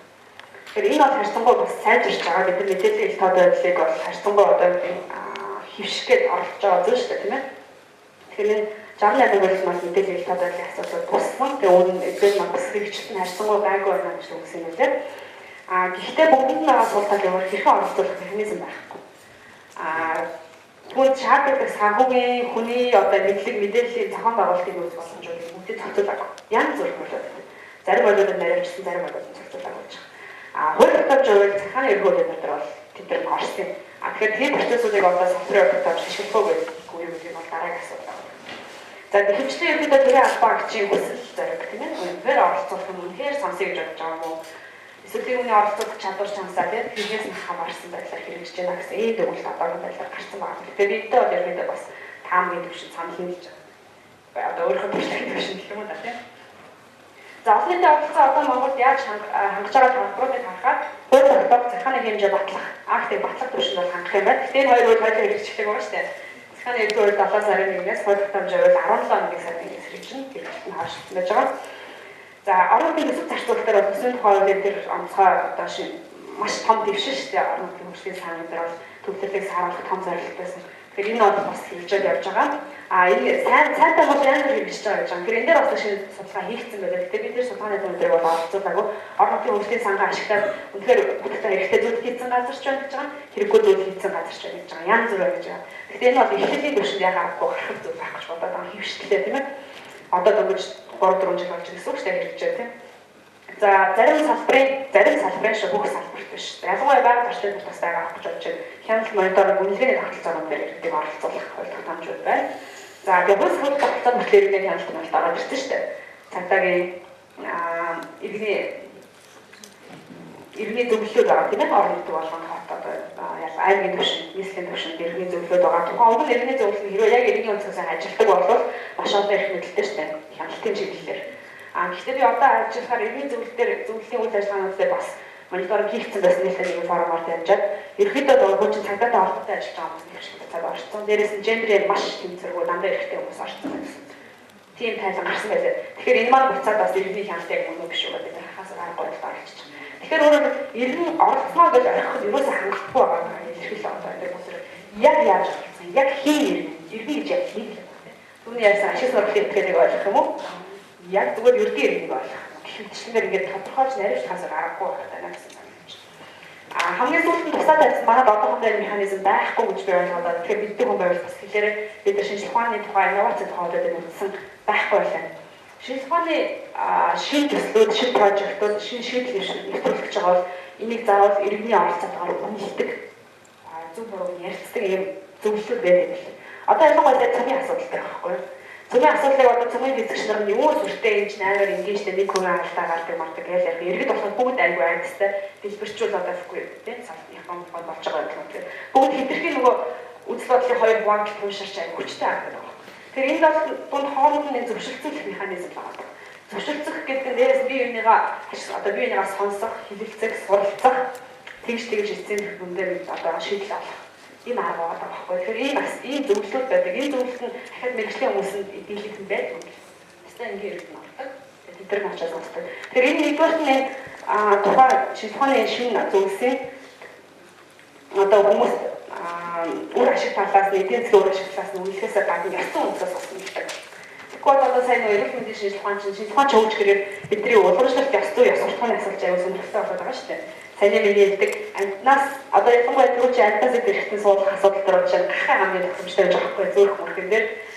Тэгэхээр одоо ингээд гахааны зүрхтэй байх гэхээр нэг л одоо үр ашиг бодоод чи их олон жил амьдрах юм шууд авчмаар юм. Гэхдээ нэг л сонирм байгаа даа тийм. Тэгэхээр энэ бол цаана ястаа үүдээд байгаа гэж байгаа байхгүй ёс суртахууны асуудал үүдээд байгаа. Тухайлбал одоо эрүүл мэндийн шинжилгээ ямар төвшөнд төрсөн гэхээр хоёр эцэгтэй нэг ихтэй хүүхэдтэй болох боломжтой болсон байхгүй. Хоёр эцгийн эстэй нэг ихтэй бас төрөхтэй мэдчилгээ ч гэдэг юм.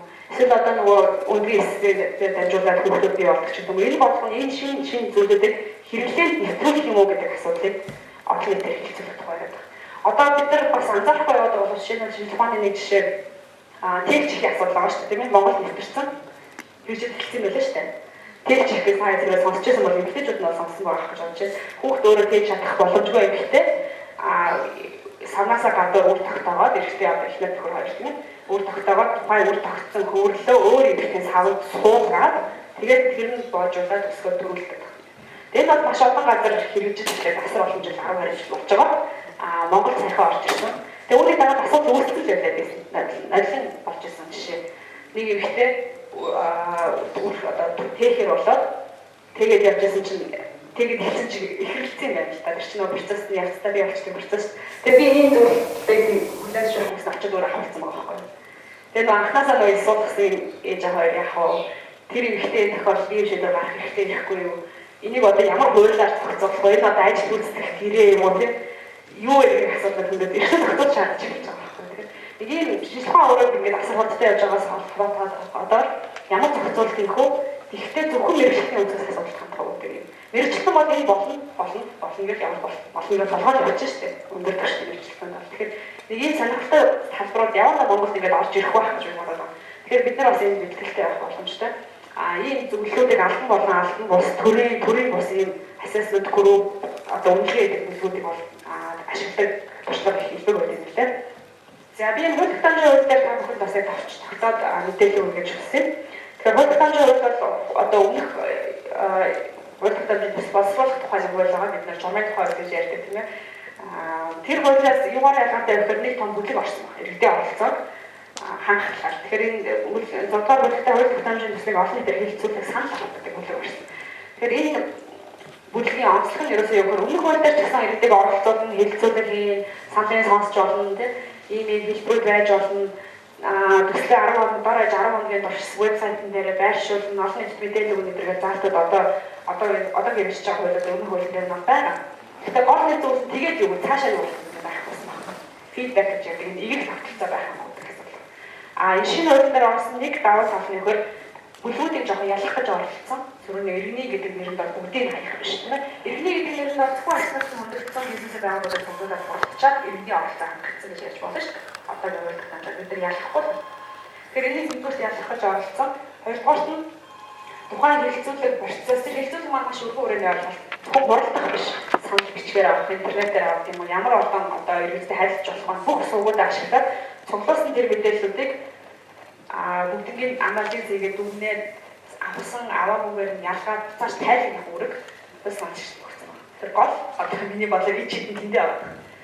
Тэр тайлбарлах бол тэгэл тэр чинь админ руу хилцүүлсэн ганц санал тусаагүй гэхдээ хилцүүлсэн нэртэй танилцуулгатай явчихдаг байхгүй юу? Хууль хурлаар орж ирэхтэй. Тэгээд хилцүүлсэн гэдэг нь иргэд дэмжсэн юм шиг харагдана. Бодиттой тийм биш шүү дээ. Нөгөө талаа хуулиснаас хичээлдээ дэвшүүлж байгаа саналыг иргэд одоо эрдээс гарч ирж байгаа саналтай үгүй ойлгохгүй зохицохгүй энэ асуудлыг энэ хуулиар зохицуулахгүй иргэн буруу ойлгож ч гэдэг юм уу ийм байр суурь бас санаачлахаас гарч болно. Бүрэн ойлгомжтой. Тийм бол тэрийг тайлбарлал гэж ангаална. Саналыг багцлаад одоо иргэдийн ийм саналууд нь энэ хуулинд хамаарахгүй байна. Энэ хуулинд угаасаа зохицуулагдсан байт юм байна. Үүнийг дараа бид нар шийдвэрлэнэ гэж бодож байгаа ямар хариултууд байж болох юм. Тийм бодиттой хариултууд өгөх хэрэгтэй. Харин энэ саналуудын тусгалаа энэ саналуудын тусгаагүй ягаад гэвэл бүрэн концепцийн эсрэг байна ч гэдэг юм. Улс баримтлалын бүрэн эсрэг зүйл байл бас тусгаалгүй шүү дээ. Тусахгүй нь санаачлагч ирэх гол нь тусгасан тусгаагүйг л тайлгэр гэж. Тэгэхээр ийм зүйл оруулж ирсэн. Гэхдээ яг миний одоо энэ төсөл дээр ажиллаж байсан өнөө ингээд төсөл биччихсэн хүмүүстэй төсөөснөр гарч ирэх үү гэдэг нь бол мэддэхгүй байна. Одоо бодиттой тэр яаж хэрэгжих нь 17 хоног төрийн албаа агчраас асар их хамаарна. Тэгээ тийм учраас энэ засгийн газрын тогтоолоор одоо сансаар мэддэхгүй байна. Өөрөөр хэлбэл бодлого аргачлал гэдэг статистикийн аргачлал талсан. Тэгэхээр аргачлалын сүүлийн бүлэгт дахиад хөлөөсөө хямд санал авах гэж арай жоохон нарийнчлал аргачлал гарсан байж байгаа. Хуулийн төвшөндийн нарийн аргачлал бичиж болохгүй байхгүй манай хууль бичих техникээс болоод гэтэл бодиттой нөгөө дэвлэс идентитэлгээд жижиг ажиллагааны механизмудаас л асуудал яг юу болох шийдвэрлэгддэг. Тэрнээс яг оролцсон үжснээр оролцсон шүү дээ. Тэгэхээр ийм нарийнчсан журам ахаад гарсан. Тэгээд журам бол миний бодлоос ахаад хангалттай дэлгэрэнгүй бас биш байлээ. Уул бол бүр дэлгэрэнгүй байх хэрэгтэй. Яг яаж болцсон юм. Одоо энэ төслийг боловсруулж байгаа явцад бас Европын non-profit класстерын нэрийн хууль тогтоомжийг боловсруулалт дэргэний оролцох хангах хууль тогтоомж гадны улс орнууд ямар байдгийг мэддэг газруудаас нэг саналууд ирж ирсэн байна. Тэгэхээр тэр саналуудын шийдэл аюул нарийн санагдаж байгаа байхгүй. Яг ингээд тухайн асуудлыг хариуцдаг төрийн албаагч холбогдох төрийн бүс байгууллагууд иргэний нэгэн байгууллагууд сонирхож хэлэхэд жагсаалтын байгууллага гэж байгаа. Тэр жагсаалтыг ил байлаа. Сонирхож шинээр орж ирэх юм бол хандаад нэмэгддэг байна. Тэр хүмүүсээ төрүүлж мэдээлгүй. Тэгээд нийт зарлал зэрэгтэй мэдээлэл тэгээд бүрдгүү хэд хоногийн өмнө зарлахын хэдэн өмнө одоо ирэх юм бол ирсэн хэлсэн гэж тооцох юм тий. Хурал болоход зүгээр тохиолдлын байдлаар өнөөдөр зарлаа маргааш хэн мэдэхгүй байх юм дууралчаад хэлцэлэг болчихлоо ойлгож болохгүй. Тэгээд гэх мэт чинь ингээд бүгдээ наривчлаад зохицуулсан ийм саналууд ирж байсан. Ийм жомгч гэсэн үг нь энэ одоо засгийн газрын тогтоолоор баталж байгаа юм дээр анх тийм нарийн боловсруулсан юм. Тэгээд яг ингээд хууль зүйн ам дамжаад засгийн газрын хэлбэр дамжаад ингээд баталцаар явж ингээд таслагдаад явд юм л та. Тэгээд ингэж ихэнхдээ төрийн албаач нь болохоор амар ойлгомжтой зүйл бичиж гэж боддог юм шиг байна. Гэхдээ тийм байдаг байхгүй юу? Тэгэхээр ялангуяа шинэ хүндээр тийм байдаг маш олон зүйл шиг тодорхой байдаг зүйл. За захааны өргөөлөөр сонсох ажиллагаа шиг зүйл орсон. Та бүхэн одоо захааны өргөөлөөр чи харьцангуй сургалт нь маш идэвхтэй явж байгаа гадар хэрэг төрөм бол иргэний байгууллагад оролцож байгаа бол миний ойлгож байгаагаар хууль зүйн яам хаан сайдлаас хамтраа төрийн албаагч нарыг бэлдээд байгаа олон мэддэг хотод агентлагуудаар нээлттэй нэгэн форм болохоор иргэдийн үндэслэн захааны өргөөлийг тайлбарлаад иргэний нэгэн байгууллагыг бичүүлэх талаас нь явуулдаг. Энэ чинь харилцан би энэ гал хэмжиж хэрэгжих механизм учраас тэгээд сонсох ажиллагаа бол ерөөсөө захааны хэмжээ тогтоосон эсвэл захааны шийдвэр гаргахад тухайн ашиглалтанд хөндөж байгаа кредит байр суурийг заавал сонслоо гэсэн үндсэн концепц. Тэр хэмжээний авч өргөөрийнхөө хамбал өргөөрийн оролцоог хангах нэг хоёр хүний хашааг олдох гэж байгаа нөгөө өргөөрийн оролцоог сонсно. Захааны шийдвэрч янз бүрийн хэлбэртэй байж болно шүү дээ. Тэгэхээр энэ бол бас зарчмын шинжилгээ шиг зүйл. Тэгээд гэхдээ мэдээж бодиттой дахиад нэг хэрэгжилтээс хамаарна. Хууль бичснээр амьдрал өөрчлөгдөхгүй байгаа байхгүй дандаа хэрэгжилтээс хамаарч байгаа. За нийтийн сонсголын хууль байгаа. Нийтийн сонсголын хууль бол хэрэгжээд эхэлсэн 2010 энэ оны 1 сарын 1-ээс гэхдээ дагаж харах хэрэгтэй журмууд нь эхлэхгүй байгаа. Одоо их хурлын дээр яг явж байгаа юм байлээ. Тэгээд та бүхэн сонирхож байвал би энэ их хурлын чуулганы дэгийн тухай хууль нэмэлт өөрчлөлт оруулах төсөл их хурлын сайтн дээр байлаа.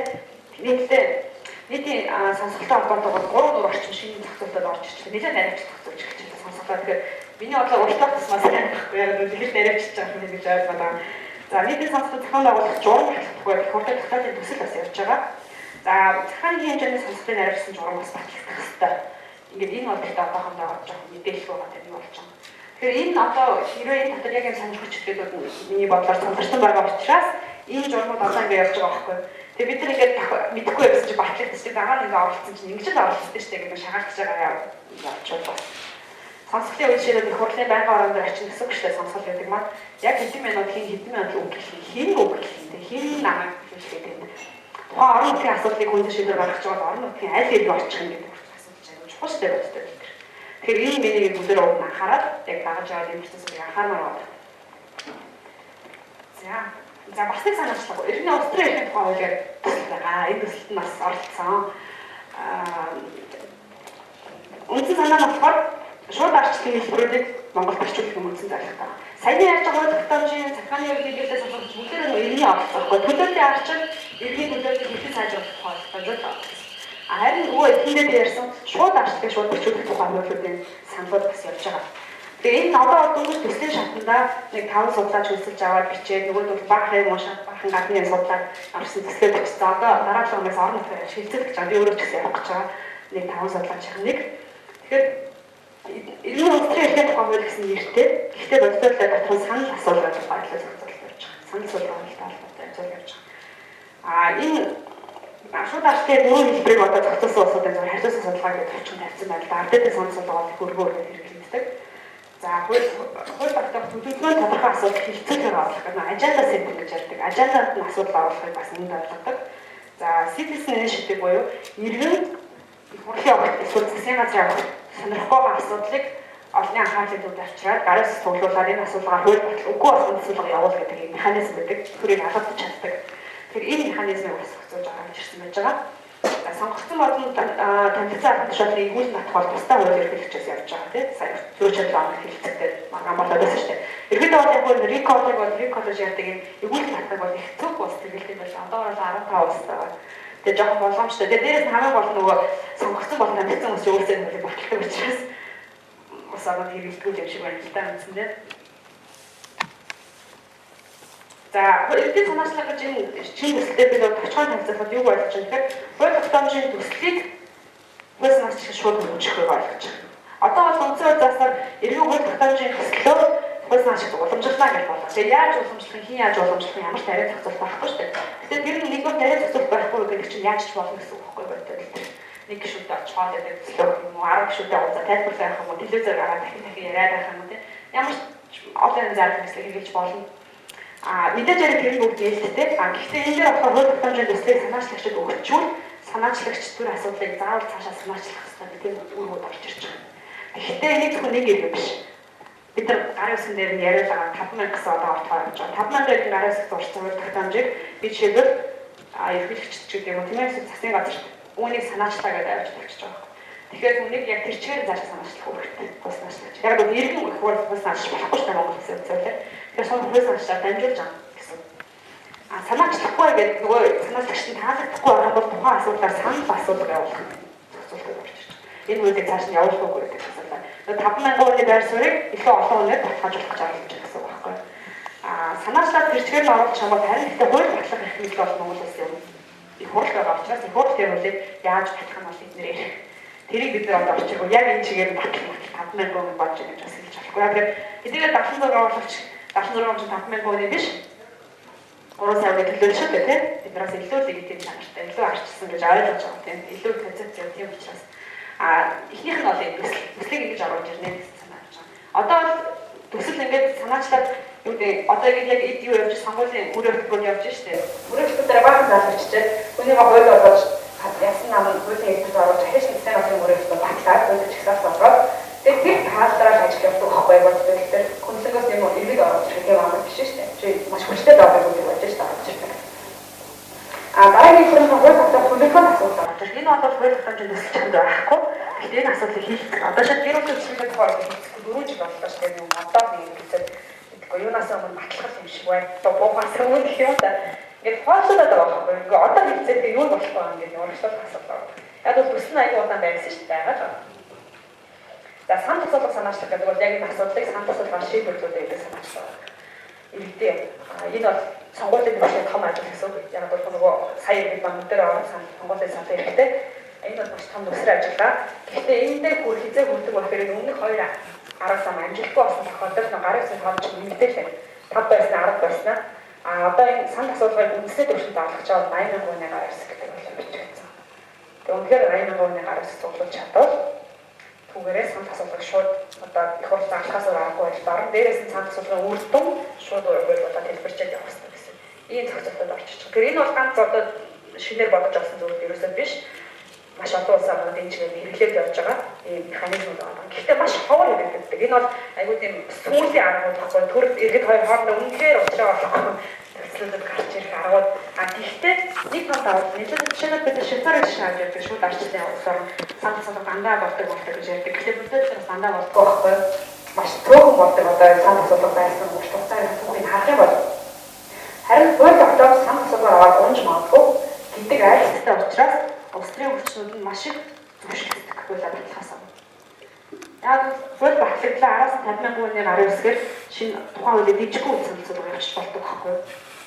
Хэрвээ үнэхээр хүмүүсийг оролцуулаагүй хоолойг сонсоогүй. Тийм учраас энэ одоо ийм архины механизм байгаад байгаа учраас их одоо зөвхөн төр барьж байгаа нэг нам гэхгүй цөөхөлтөөгөө иргэний нэртэйгээ ашиглахад илэрхийлж болох тийм баштай төгсөлтэй бүгднтэй зөвшөлтөж өсөлж эцсийн үйл ажиллагаа гаргадаг. Тийм ч учраас хуулиуд сайн гардаг гэж үздэг. Доктортой явждаг. Тэр энэ санал асуулгын механизм өөрөө төлөөний арчлага хариуцлага өгөх механизм аахгүй. Шууд арчлал шууд төлөөний арчлагыг олоод явуулчихдаггүй харин хариуцлагажуулдаг, илүү бодиттой болгодог, айлгадаг нөгөө талаар хяндаг ийм механизм байна. Тэгэхээр тэр үндсээс илүү хэрэгэлдэг байл. Тэгэхээр одоо энэ бичсэн төсөлч гэсэн бодиттой төлөөний арчлалын одоо байгаа механизм шууд арчлагыг аль болохоор бие биентэйгээ зөвшөлтсөөсэй гэсэн байдлаар хийж байгаа. Тэрнээс их хурлыг өгүүлсгээд гэж юм уу тийм ээ. Төлөөний бүх арчлалыг өгүүлсгээд асуудлыг дандаа гар өгөх хэдэн саяудаа шийдэх боломж уусаа байхгүй шүү дээ. За одоо энэ юм ингээд дуусах чинь иргэний ингэж одоо энэ тохиолдолд юу яриад байна вэ? Иргэний тодорхойлтыг бол юу ойлголтыг бол бүгдээрээ мэдчихэж байгаа тийм ээ. Иргэдийн аудит бодлого нийтлэг арчны хөтөлбөр албан болон албан бус бүлэгт сайн дураараа нийтэн эсвэл дангаараа улс төр эдийн засгийн нийгмийн сайдын хөгжилд хувь нэмэр оруулах зорилгоор орон нутгийн салбар үндэсний хэмжээнд үйл ажиллагаа явуулах гэж байна. Одоо үндсэндээ нэг халбар байна. Аюул чөлөөтэй. Энийг ашигын бус гэж илэрхийлдэг, сайн дурын гэж ярьдаг нийгмийн буйны гэдэг нэг улс орнууд янз бүрийн чаритэ байдаг. Янз бүрийн нэрээр нэрлэдэг. Тэгэхээр цаанаа бол үндсэндээ civil society буюу иргэний нийгмийг ойлгож байна. Түүнийхээ байгууллагчсан хэлбэрийг бид төрийн бус болгож байна. Иргэний нийгэм маань өөрөө энэ бол халбар, задгаан халбар өндөр төрийн бус байгууллага хэлбэрт ороод асар олон сонирхлын бүлгүүд байдаг байхгүй. Хаяа үздэг, салаа явуулдаг, тухайн тохиолдол болохоор мэдчихдэг гэх мэт тийм ээ. За иргэний нийгэм гэдэг энэ ойлголт бол төр болон нэг иргэн хоёрын дунд оршиж үзэл бодлын агрегаци гэж ярьдаг. Үзэл бодлыг одоо шигшдэг, зэгцэрлдэг, ойлгомжтой болгодог. Тэгээд бас энэ талаараа мэдээлэл өгдөг. Нөгөө талаар иргэний төрөөс хамгаалж байгаа юм дундын юм жирэг байна. Тэгэхээр энэ жирэг бол маш ач холбогдолтой.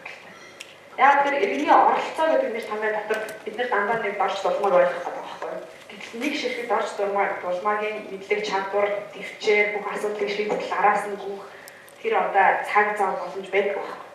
Тэр зүйлийг бодитол тэр иргэний оролцоо гэдэг хэрэгцээ бүх механизмыг иргэний нийгэм байгуулах ашигладаг. Иргэний нийгэм байгууллага бол энэ чиглэлээр мэрэгчсэн доктортой ажиллаж байгаа.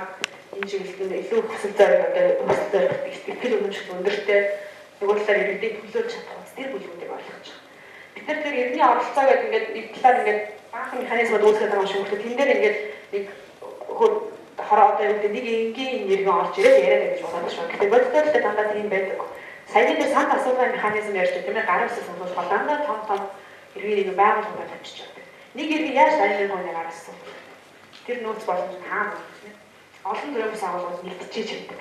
Дандаа ус агуулгууд уусаа тэгж хэрэгжиж явдаг. Тэгэхээр бид нар эндээс юу хэлэх гэдэг вэ? Иргэний оролцоо бол нэг иргэн эсвэл хэсэг бүлэг орон нутгийн иргэд оролцоход байгаа юм шиг зүйлүүд бичээд байгаа боловч бодитол дээр зохион байгуулалтын иргэд юм хийдэг. Тэрийг зохион байгуулалтын иргэдийг харин дэмжих хүчрхэгжүүлэх ямар механизмууд байна гэдэг зэрэг анхаарч явахгүй бол иргэний оролцооны механизм тэгээ иргэд хараад ойлгохгүй ингээс суудаг. Яг л ойлгохгүй байхгүй үнэхээр механизмууд ингээд хангалттай цаг хугацаагаар нь олгоод түрүүний телебратив гэж ярьдаг зөвшөөрлийн механизм эдгээр үнэхээр төр засаг хичээхгүй юм бол тохиолдлын байдлаар янз янзын олон асуудлаар хуулах хэмжээнд бүх иргэн оролцоод бүгд байр суурь хэлээд бүгд суралцаад амжихгүй шүү дээ. Тийм боломж ерөөсөө байхгүй. Энэ одоо хэтэрхий комплекс нь юм гэдэг гэсэн. Тэгэхээр тухайн асуудлаар мэрэгсэн иргэний нийгмүүд гарч ирж л энэ иргэний оролцооны бүх механизмыг ашиглаад тийм байгууллагууд бий болчихж байгаа. За энэ хэсгийг үргэлж таамаглаж байна. Тэгтээ иргэний нийгэм төшөөг санаачлал бас явж байна. Түрүүс иргэний нийгмийн талаар баримтлага үйл баримтлагын баримт чигийг бэлэн болсон байгаа. Энэ бол бүр 2012 онд бэлэн болсон төсөл энэ засгийн нэлээд хоош тавигдж байгаа. Одоо сая 3 сард иргэний нийгмийн байгууллагууд хамтраад нэг форум шуулган хийлээд тэгээд иргэний нийгмийн орчин нөхцөлийн асуудлыг ярьсан. Тэгээд ерөнхийдөө иргэний нийгэм гэдэг ойлголт дэлхийн нийтээр ганцхан Монгол биш тийм одоо эрсдэлтэй байгаа байхгүй. Улс орнуудын хууль тогтоомжоор хатгалгаажуулах одоо наривчлах замаар иргэний нийгмийн хүрээг тэлжийн биш хүнийг гүнжин гэсэн нүгээр тусгай илтгэж хэлэх гараад байна. Тэгэхээр ийм тэгээд уучлаар манай хоёр ямар хүчтэй вэ? Иргэний нийгэм байгууллагаа яаж ханддаг вэ? Та нар сонсож байгаа бох тийм. Гадаадын иргэний нийгэм байгууллагыг хариулдаг, гадаадын санхүүжилтийг хариулдаг, нөгөө талаар янз янзын үзэл баримттай иргэний нийгэм байгууллагуудыг төрийн эсрэг ч гэдэг юм уу, үндэсний аюулгүй эсрэг гэх мэтчлэнгийн ийм шалтгаанууд зарим нь үнэн зарим нь худлаа байдлаар энэ хүрээг хязгаарлах гэж оролж байгаа хандлага бас дэлхийд дээр өгнөд байгаа. Тэгэхээр бид нар энэ давлгаан дотор одоо бид нар Монголын иргэний нийгэм юу гэж үзэх вэ гэдэг юм. Харцаагүй юм гэж ирчээд байгаа. Дээрээс нөгөө хууль маань 97 он байхгүй ерөнхий байгууллага хавал одоо л нөгөө шинжлэх гэж ярьж байна. Нэг удаа шинжлэх гэж оролдож чадаагүй. Яг тэр маань нэлээд хязгаарлалт хууль болж гарах гэжсэн 2011 оны төсөл. Тэгээд түүнийг иргэний нийгэм байгууллага хэмжээгүй тухай тийм. Тэгээд одоо төрийн байгууллагын тухай шинжилсэн арга төсөл хууль зүйн яам бэлтгэсэн байлаа. Өнгөрсөн 7 хоног нэлээдийн формоор хилцүүлсэн. За түүнчлэн энэ шинэ хуулийн төсөл бэлтгэсэн байгаа. Тэр нийтэд тустай үйл ажиллагааны тухай. Public benefit status гэдэг зүүн Европын хэрэглэдэг юм аа. Хэрэгсэл байгаа. Тэрний үгээр иргэний нийгэм байгууллагуудыг бас чөлөөтэй шүү дээ. Шатрын холбоо байна уу? Төрөлхтнэр ирдэг, гудамжны төрөлхтний холбоо гэдэг нь багтаадаг. Ирдэг хүүхдэд цамлараад төрөлхтнэр ирдэг. Би тамирын холбоо байхгүй гэсэн. Гэвч ингээд олон янзын байгууллагууд байгаа. Тэр үүн дотроос нийтэд үйлчлдэг, нөгөө талаар нийтийн ашиг сонирхлын үйлчлдэг байгууллагуудыг нийтэд тусдаа үйл ажиллагаа эхэлдэг гэдэг тусдаа статус олгодог. Нэг шалгуурыг авах юм бол гэсэн. Тэгэхээр тэр статустай байгууллагуудад арай илүү төрөх харж үздэг юм шиг. Харж үзэхэд нь аюул олон янз юм. Татврын өнгөлт чөлөөлөлтэй нөө уг нь бол гадаадд бол тусаа санхүүж ажилладаг тийм байгууллага үйл ажиллагаа дэмждэг. Тэгээд элдв янзын гоё байшингууд байдаг иргэний нийгэм байгууллагуудыг нөө одоо стартап, бизнесийн инкубатор гэдэг шиг төрөлхтний байгууллагыг инкубаторлож хөгжүүлдэг байхгүй. Манайд одоохондоо тэр юм байхгүй. Ер нь бол төрөлхтний байгууллагууд бол иргэний нийгэм хөгжүүлээд Монгол ястай зүгээр л одоо сатгаалаар явж байгаа байхгүй бодтой тэлтэй. Одоо бол харьцангуй бүр санхүүжилт хөнгөж байгаа яг бол Монгол дунд түвшний орлоготой улсад орсон чинь хөгжлийн агентлагууд ч багс зөрчиж байгаа шүү дээ. Тусалцаа үзэх ялангуяа хүнийхээ салбар дээр багсж байгаа. Тэгээд тэгэхээр нөхсөн санхүүжилтийн тогтолцоо байхгүй бол бид нар цаашаа иргэний нийгэм яаж явах вэ гэх асуудал бас хөнгөдөд эхэлж байгаа. Тэгэхээр яг энэ цаг мөчид энэ үйлдэл баримтлал тэгээд энэ хуулиуд дээр маш онцгой анхаарал хандуулах хэрэгтэй болсон байна гэсэн. Тэгээд мэдээж төрийн санхүүд ажиллаж байгаа энэ 7 хоногт ажилласан 3 хоног сууж төрийн санхүүд хэмжлэгээр ингээд өөрсдөө бас ажиллаж байгаа. Гэхдээ яг одоо би төслийг харахаар public benefit буюу үйл ажиллагааны төслийн үйл ажиллагааны төслөөр ерөнхийдөө статус байгаа боловч яаж бүр дэмжих нь хангалттай байлаа. Тэр нь байхгүй. Ямар татварын яг сонголтгүй байх байхгүй. Уусаа төрийн санхүүж авах дотор төлөхгүй шүү дээ. Хувийн орлогын бас өөртөө. Төрийн санхүүд хавьж болохоор зүгээр байгууллага зохион байгуулалтыг ингээд жоохон хэвчснээс өөр хөгжлийн дэмжлэг тал руугаа бас ахаад хангалттай болчихлоо. Тэгэхээр ахаад бид нар бас нэг хууль шинжилсэн нэртэй болгож бодтойгоор бодтой хамаагүй өөрчлөлт авахгүй байх гэсэн бас юм ярьсан байж байгаа. За тэгэхээр одоо төсөлтийн юм гэж нэг арчлын ийм олон механизм байна. Эдгээр бодлол арчлын тухай ярихгүй юм дээр маш олон механизм байна. Шууд оролцдог, төлөөлж оролцдог, зөвлөлдөж оролцдог. Тэгэхээр нөхцөл байдал бол гэхдээ үүний зохицуулалт нь бас янз бүр хоорондоо бид заримдаа ярихтаа ч гэсэн хоорондоо холилдгоо ярьсаар л байгаа. Иргэний оролцоо жишээлбэл одоо юу гэдэг намайг би нэг ажилтнууд ингээд иргэний оролцооны хууль тогтоомжтой чамайг ажиллуулаа гэдээ очсон чинь намайг надад шууд арчлуулъя гэж үзэж байгаа байхгүй өөрөө цаанаасаа концепц маань ойлгомжтой байсан шүү дээ. Тэгэхээр бидний одоо юу гэдэг бүгдээрээ шинэ концепцуудад дээр тулгаад байгаа гэж жишээлбэл үйл явц явж байгаа гэж одоо шинжих юм да. Тэгэхээр нэгдүгээр ойлголтуудаа бид нар ялгаж ойлгох. Тэгэхээр мэдээж бүх юм ойлгох албагүй шүү дээ. Энэ хүрээнд ажилладаг хүмүүс тийм ээ. Энэ хүрээнд ажиллаж амьдардаг хүмүүсийн тухайд ярьж байгаа. Эдгээр харилцаа уялдаатай харах өөр ашигтай ашиглах механизмуудыг бас байн харж байгаа. Одоо синерги эдгээр гэж яриад байдаг шүү дээ. Өөрөөр тодорхой нэг асуудлыг тойроод явж байгаа байгууллагууд, тойроод ажиллаж байгаа санаачлагууд, төрийн болон төрийн санхүүд байн уулзж авах хэрэгтэй. Байн байрсаас солилцож байгаа хэрэгтэй. Хин юу игээд яваад байгааг мэдчих хэрэгтэй. Тус-тусдаа яваад байгаа байхгүй. Ерөнхийдөө нэг юм хандлагууд төрийн санхүүдлын төрийн хэмжээ авах хэрэгтэй. Төрийн болохоор төрийн санхүүдлыг юм чадахгүй гэж боддог ингээд аяа хэцүү. Тэгэхээр тэр одоо гайг болж байгаа юм байна. За тэгээ хамгийн чухал саяны ярьж байгаа бүх шууд төлөвлөлийн гой механизмууд чинь яг үнэ хүчтэй иргэний нийгэм байж шүү дээ. Бодтой хэрэгждэг. Бодтойгоор өөртөө харьцдаг. Тийм учраас иргэний нийгмийг одоо сая жишээ нь Аримас хийсэн баха бас шатар өөртөө ярилцлагын дэмжлэгтэйгээр иргэний нийгэм гэдэг ойлголтыг иргэд ойлгож байна гэсэн чинь үгүй гэсэн хариу гарсан байна. иргэний хөдөлгөөнөөр ойлгоод байгаа байхгүй. 2010 оны үед болж байсан улс төрийн төслөөд шүү дээ тийм ээ. Боломжийн жагсаал захиал болж байсан. Тэр бол иргэний нийгмийн хэсэг мөн гэхдээ иргэний нийгмийн бүхэлдээ тодорхойлохгүй байна. Иргэд одоо бол иргэний нийгмийн ийм төвшөнд ойлгож байгаа. Өөрсдөө хөтлөгч нь өөрсдөө оролцогч нь өөрсдөө хамтраад магадгүй юм ч байгаа шүү дээ. Тэгэхээр сүүх бид нар ч юм бол маш том иргэний оролцооны механизм шүү дээ. Иргэний оролцооны механизм баг шууд арчлах механизм да. Асуудлаа шууд гараа өргөн шийдээд чид ингээд засгаа явах уу шийдээ явуулдаг учраас өөрсдөө энэ механизмын хэсэг байж иргэний нийгмийг гэдэг ойлголтыг одоо сайн мэдэхгүй байна. Тэгээд цаашдаа иргэний нийгмийг дэмжих, бэхжүүлэх өнцгөөс асуудал хандж байхад нөгөө яриад байгаа төвлөрлийн сааруулын иргэний нийгмийн чад одоо иргэний оролцоог хангах нөгөө тогтоомж иргэний ашиг сонирхол нийцнэ гэдэг бүх зүйлээ чинь гол суурь нь иргэний нийгэм гэдэг энэ одоо талбар юм шүү гэдэг бид бас байнга маш сайн ойлгох гадна байгаад хэрхэлж авах хэрэгтэй байгаа юм гэсэн санаа хэлсэн. За баярлалаа. Маш их баярлалаа. За сүртэй. За сайн бидний төвөнд хүргэе. Ямар ч ихтгэж намын төлөвлөлтөд маш их баярлалаа. Маш чухал асуудлуудын дараачд болоод бас иргэний байгууллагын төлөөллийн хүмүүст уншиж байгаа маш сонирхолтой саналаа.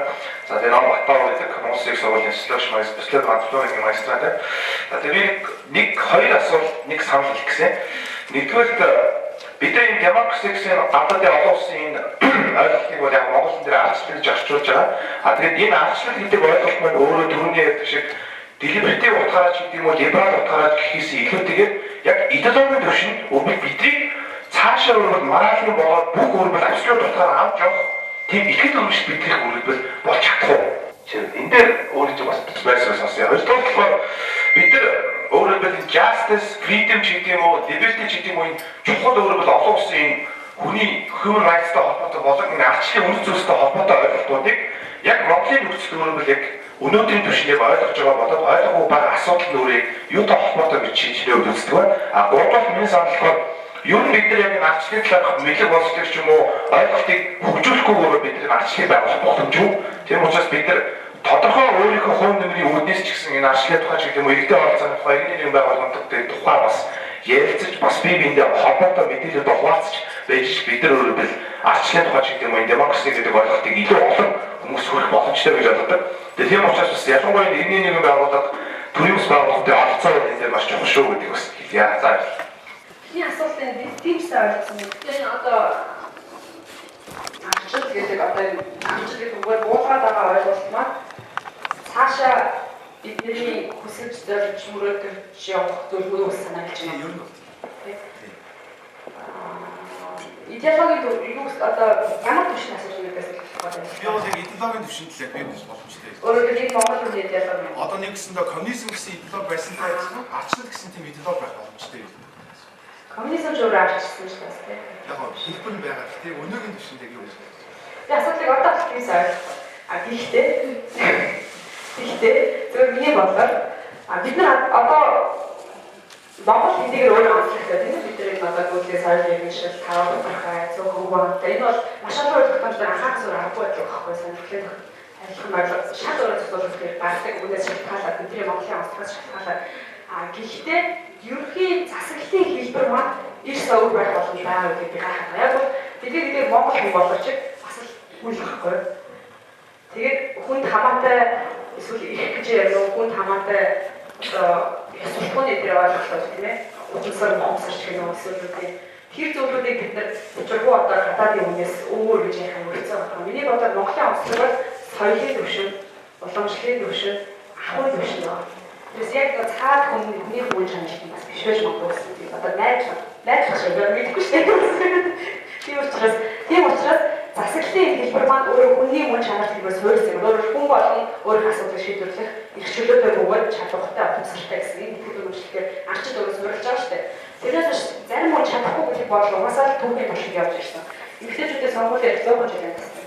Хараа арснаа хурц тийм ялгаахгүйгээр хагаад тэр хүмүүсийг ялгуулж ирсэн шалтгаан чи энэ хүмүүс бол хүн биш гэсэн юм байна. Бүрэн хэмжээний биш.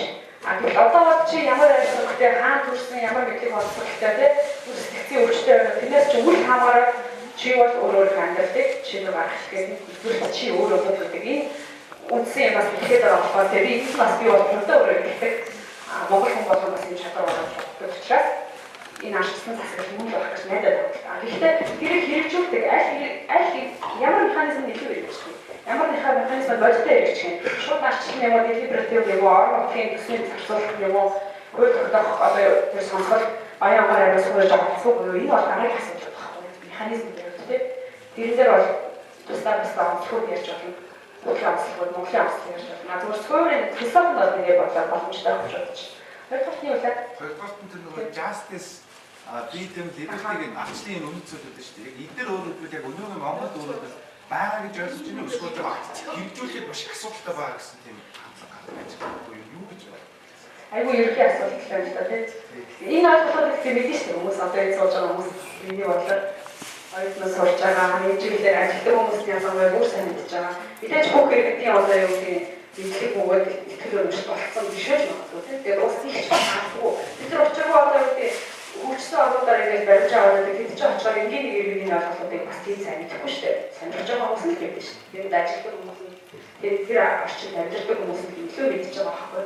Тэгээд яг энэтэй ажиллах тодорхой төвшөнд иргэд нь тухайн асуудлаар төрөж ярьдаг бид нар яг үүнд мэрэгч байгаа хүмүүс залбарлаа. Судлаач байна, ерөнхий нийгэм байна, тэгээд энэ зочид байна.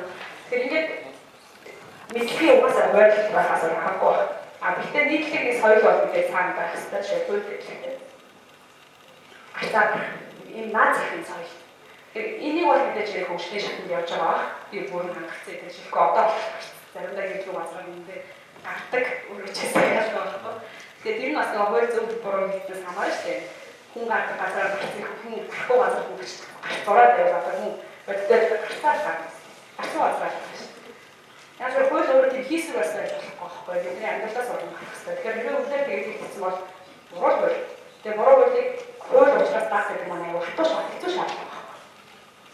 Одоо ихэнх одоо би сүүлийн аюу сайн ойлгоод байна. Авилга байлаа. Аюу ашиг юу гэж ашиглахын зөрчилтэй яс зүг муу хүн авилга гэдэг нь одоо том хөшөө авилга аюу шүү жижиг sajиг одоо ярьж байгаа сургууль дийлэх тохиолдол зүйлсээр ярьж байгаа шүү. Тэгэхээр энэ зүйлийг үнэхээр муу хүмүүсийг юм өгөхгүй байхгүй. Бүгд хийдэг байхгүй. Бид бүгдээ муу хүмүүс юм өгөх. Тэр зүгээр зохицуулалтын бол одоо орон зай байгаад байгаа учраас тэр яг л гэрхэн амьдралын асуудал шийдэх хэрэгтэй. Ирэх мэндийн үйлчлэг авах хэрэгтэй. Ирэх мэндийн үйлчлэг буу байгаад авахгүй суугаад болохгүй. Заргалдаад явуулж болохгүй. Бүгдээ замж яах юм. Асуудал тухайн цаг үеийн шийдэх хэрэгтэй байхгүй. Тэгэхээр авилга бол өөрөө буруу зохицуулалтын шууд үйлдэл. Буруу зохион байгуулалтын шууд үйлдэл.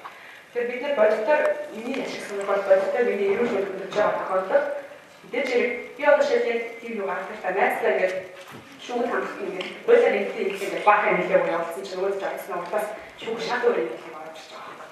Тэгэхээр наад хаач зарах гэж байгаа. Миний зөвлөгөө гэсэн чинь үгүй би дахин явж байгаа. Асуудал ингээд тэр агаа шийдчихэж байгаа. Тэгэхээр бодитоор хүмүүс ингэж ханддаг. Тэгээд мэдээж хэрэг үүнийг цагаас нөгөөдөөс тэр зөв зохион байгуулалтаас явах. Тэгээд иргэдийн бас хүндээ илэрхгүй байх хандлага хоёр зэрэгсэж шийдэх юм байна шүү дээ. Тэрээс зөвхөн их бас хийж чадахгүй. Гэтэл бүгд хүн өвдөж явах гэсэн юм хэлсэн. Аюул бол өөрөө зохицуулалтгүй зохион байгуулалтгүй буруу зохицуулалтыг л хийсэн. Зараач. Баялаг намайг гэдэг маш их сайхан текст хийж өгч байгаа. Тэгээд нэг идэх холбоо гэдэг өөр оруулж ирсэн шүү дээ. Тэрний талаар жоохон тодорхойлно. Байна уу гэдэг. Энэ талаар жоохон мэдээ бас мэдээ. Сайн бас нөгөө нийгмийн идэх хариуцлага гэдэг хэм байхны нэг юу орж ирж байгаа шүү. Тэндээ бид нар бас нэг 3 өдөр суусан гэж тэрийг баталгаажуулахын тулд бас өөрөөс чинь сонсомоор баярлалаа. Хөдөлгөөний арчлын механизм доторх иргэний оролцоон дотор нэг их холбоо гэдэг үг хэлсэн шүү дээ. Тэр бол би фидбек гэдэг үг гэдэг аа нөө төр чамайг оролцуулсан бол уцаагаад юу болсноо тайлбарлах. Харин тэр дэлхийн банкны төслийн явж байгаа дэлхийн банкны төслийн явж байгаа нөгөө талаар Швейцарын улсын агентлагийн бас social accountability гэдэг нийгмийн хариуцлагыг бас санаа явуулж байгаа. Үндсэн санаа нь бол миний ойлгож байгаа нийгмийн хариуцлагажуулахад иргэдийн оролцоогоор дамжуулж хийх тийм ээ. Зөвхөн одоо төр өөрөөх нь хариуцлагын механизм биш, иргэний нийгмээр хянуулж, иргэд бүлээх хэмжих хэлцээр түүнийг бас их холбоо болчихсон. Нийгмийн хариуцлага гэж тавих гэхээр нөгөө компани нийгмийн хариуцлагатай ажиллах гээд байгаа юм болоо да. Би бол нэг их гэдэг нөгөө фидбек гэдэг үгийг илүү ойлгодог байсан. Хэрвээ үүнээс хойш social accountability буюу нийгмийн хариуцлагатай уулзсан хариуцлагыг иргэнээр дамжуулж бий болох нийгэм бий болох гэсэн энэ концепцийг хэрвээ цаашдаа их холбоо гэж их хариуцлага гэж нэрлэх юм бол ингээд нэрлэе явчих болж байгаа. Тийм. Үндсэндээ хариуцлагын тогтолцоо иргэдэд дамжуулж бэхжүүлэх гэсэн. Тэрнээс бүр өөрөө хариуцлагыг хүлээгээд авах юм шиг боломжтой байна. Баруун иргэний зүйлс намдэртэй баярлалаа. Хөөцөн universitet тавшаалыг бас талаар одоо хуулийн хэрэгтэй болоод бидний хуулийн талаар нэлээ одоо ягаар өгсөн юм шүү. Нэгдүгээр хоёрдугаар ер нь одоо 5 настай хүүхдээс эхлээд хуулийн мэддэг байвал тэр улс хуулийн хэрэгжил сайтай улсаа гэж ярьдаг гэж Японы нийт гаргасан байсан. Тэгэхээр манай хууль бол хуулийн хэллэгээр бичлэгээр иргэн дээр очиод уншаад ойлгоход хэцүү байдаг. Тэгэхээр төрийн бас байгууллага одоо эхнээс ахуулаад ингээд энэ сайхан одоо хуулийн хэрэгцүүлгийг мэдээлэлтэй болно төрнийг авах. Нөгөө талаас юу гэхээр тэр ерөөсөө манай одоо зөвлөх мэдээллийн хэрэгслээ хуулийг одоо тэр парламентийн легал хэлбэ хоёр дээр тавьсан. Яг одоо тэрийг одоо хүн уншиж одоо саналаа ямар ч боломжгүй. Нэг хэдэн мэдээлэл ойрхон байгаа бид эдээс өөр иргэн хүний оролцоо ямар ч боломжгүй ийм байгаа гэдэг. Тэгээ одоо өөрөөр хэлбэл манай одоо энэ хуулийн үндэсний хүрээлэн чинь одоо иргэдэд мэдээлэл өгөх ганц байгууллага өөрөөсөө олж энэ үгийг хангалтгүй яваад байна гэдэг энэ саналыг хэлмээр байна. Хоёрдугаар яг үгээр зэрэг зөвхөн цөөн тооны төрийн байгууллага саналаа хийх гэдэг бас өөрөөсөө нийт ард иргэдээс саналыг авах ийм бололцоо хууль боловсруулагч гаргахгүй байна. Одоо жишээлх юм бол татварын хууль гэвэл өнөөдөр энэ 7 хоногтой гэж байна. Чи аливаа юм чинь судалгаа, шинжилгээ, нотлохоо байж дараа нь нөгөө баримтлагдаг хууль нотлохоо хийхгүй бол яасан нөгөө бушуутай бүрмэндээ бастай гихчээ яагаад болж байгаа хууль бол заавал өрөөсөө болдог нэг. Хоёрдугаар манай одоо 400-ийн хуулиас одоо хэрэгжүүлж болохгүй механизм болохгүй байна. Тэгээд ингээд цахилгааны хэргийн хууль тэрийг одоо хэрэгжүүлэх механизм руу оруулж штэ. Гэтэл манай социализмын үед одоо адын хэмнэн шалгах гэдэг тэрийг шалгадаг механизмыг аваад ийдсэн. Одоо тэгвэл төрөө шалгахдаггүй болохоор төрийг хийн шалгах вэ гэхээр иргэд өөрсдөө энэ хуулийн хэрэгжилтэнд болж ийн үгүй юу эндээ санал тавих учраас иргэд хуулийн мэдлэг болох хамгийн түрүүний алхам их чухал байна гэж үзэж байна. Тэгээ ялангуяа одоо манай сүүлийн үед одоо энэ гэмт хэрэг янз бүрийн одоо масуур бодис энэ хэрэглээд байгаа чинь иргэн хүн хэрэгтэн болохыг хэзээ ч хүсэхгүй. Хууль мэдхгүйдээ хийгээд байгаа байхгүй юу? Тэгэхээр эрүүгийн хуулийг иргэн болгонд ийм нэг бушуур маягаар үнэгүй тараагаад чи. Тэрийг байж тэр над чиг үнэтэй үг. Залуучуудад л үг. Ингэх юм бол бид нар 1000 хүний шорон хүнээр дүүргэх биш. Харин түрүүлээд хуулиас сурталчлах боломж гарнаа гэж ингэж үзэж байна. Нөгөө талаас бол одоо манай залуучууд дандаа сошиал медиа хүн 5 м би багш мэрэгчтэй хүн 5 м хүүгээр юм мэддэг. Уншин, хараагаар сонсон, сэтгэн бодно. Тэгэхээр дандаа энэ сошиал медиагээр юмыг сурч боловсрох гэдэг нь өрөөсөл талтай. Нөгөө телевизийн фидерметрээр дандаа алдаатай сонир мэн гараад байгаа чинь харааны нөгөө мэдрэмжээрээ тогтоох муутай учраас төрөл хэлээр алдаа хийгээд шүү. Ингэхээр аливаа юмыг цаасандаа буулгаад харна гэдэг чинь бас нэг сурах хэлбэрийн хамгийн том алхам. Хүн тэр болгоны компьютерийн хаадаг шиг тогтоохгүй ч буцаагаад ирээд харна. Ийм болохоор энэ хуулийг зайлшгүй мэдэх юмнуудыг цаасаад мэдээлэл хийдэг юм байна. Нөгөө талаас хөвөл мэдээлэл дөрөвдсөн байна. Тэгэхээр хөвлөж мэдээлэлээр одоо жишээ нь манай номын гэрлэг ингээд нэг богино хугацаанд нэг ийм юмнуудыг явуулж байгаа шүү дээ телевизээр. Яагаад гэж нөхөр дандаа хүчирхийллийн кино дандаа муу PR-ууд явуулаад байдаг. Тэгээд хүмүүс чи арчил гэдгийг юу гэж ойлгодог вэ? Жигтэй иргэн элбүүдээр автоуыг дандаа үгийн хөл гурвыг гэж ойлгох арчил. Ерөөсөө намтай болбол гэтэл нь онлын юм.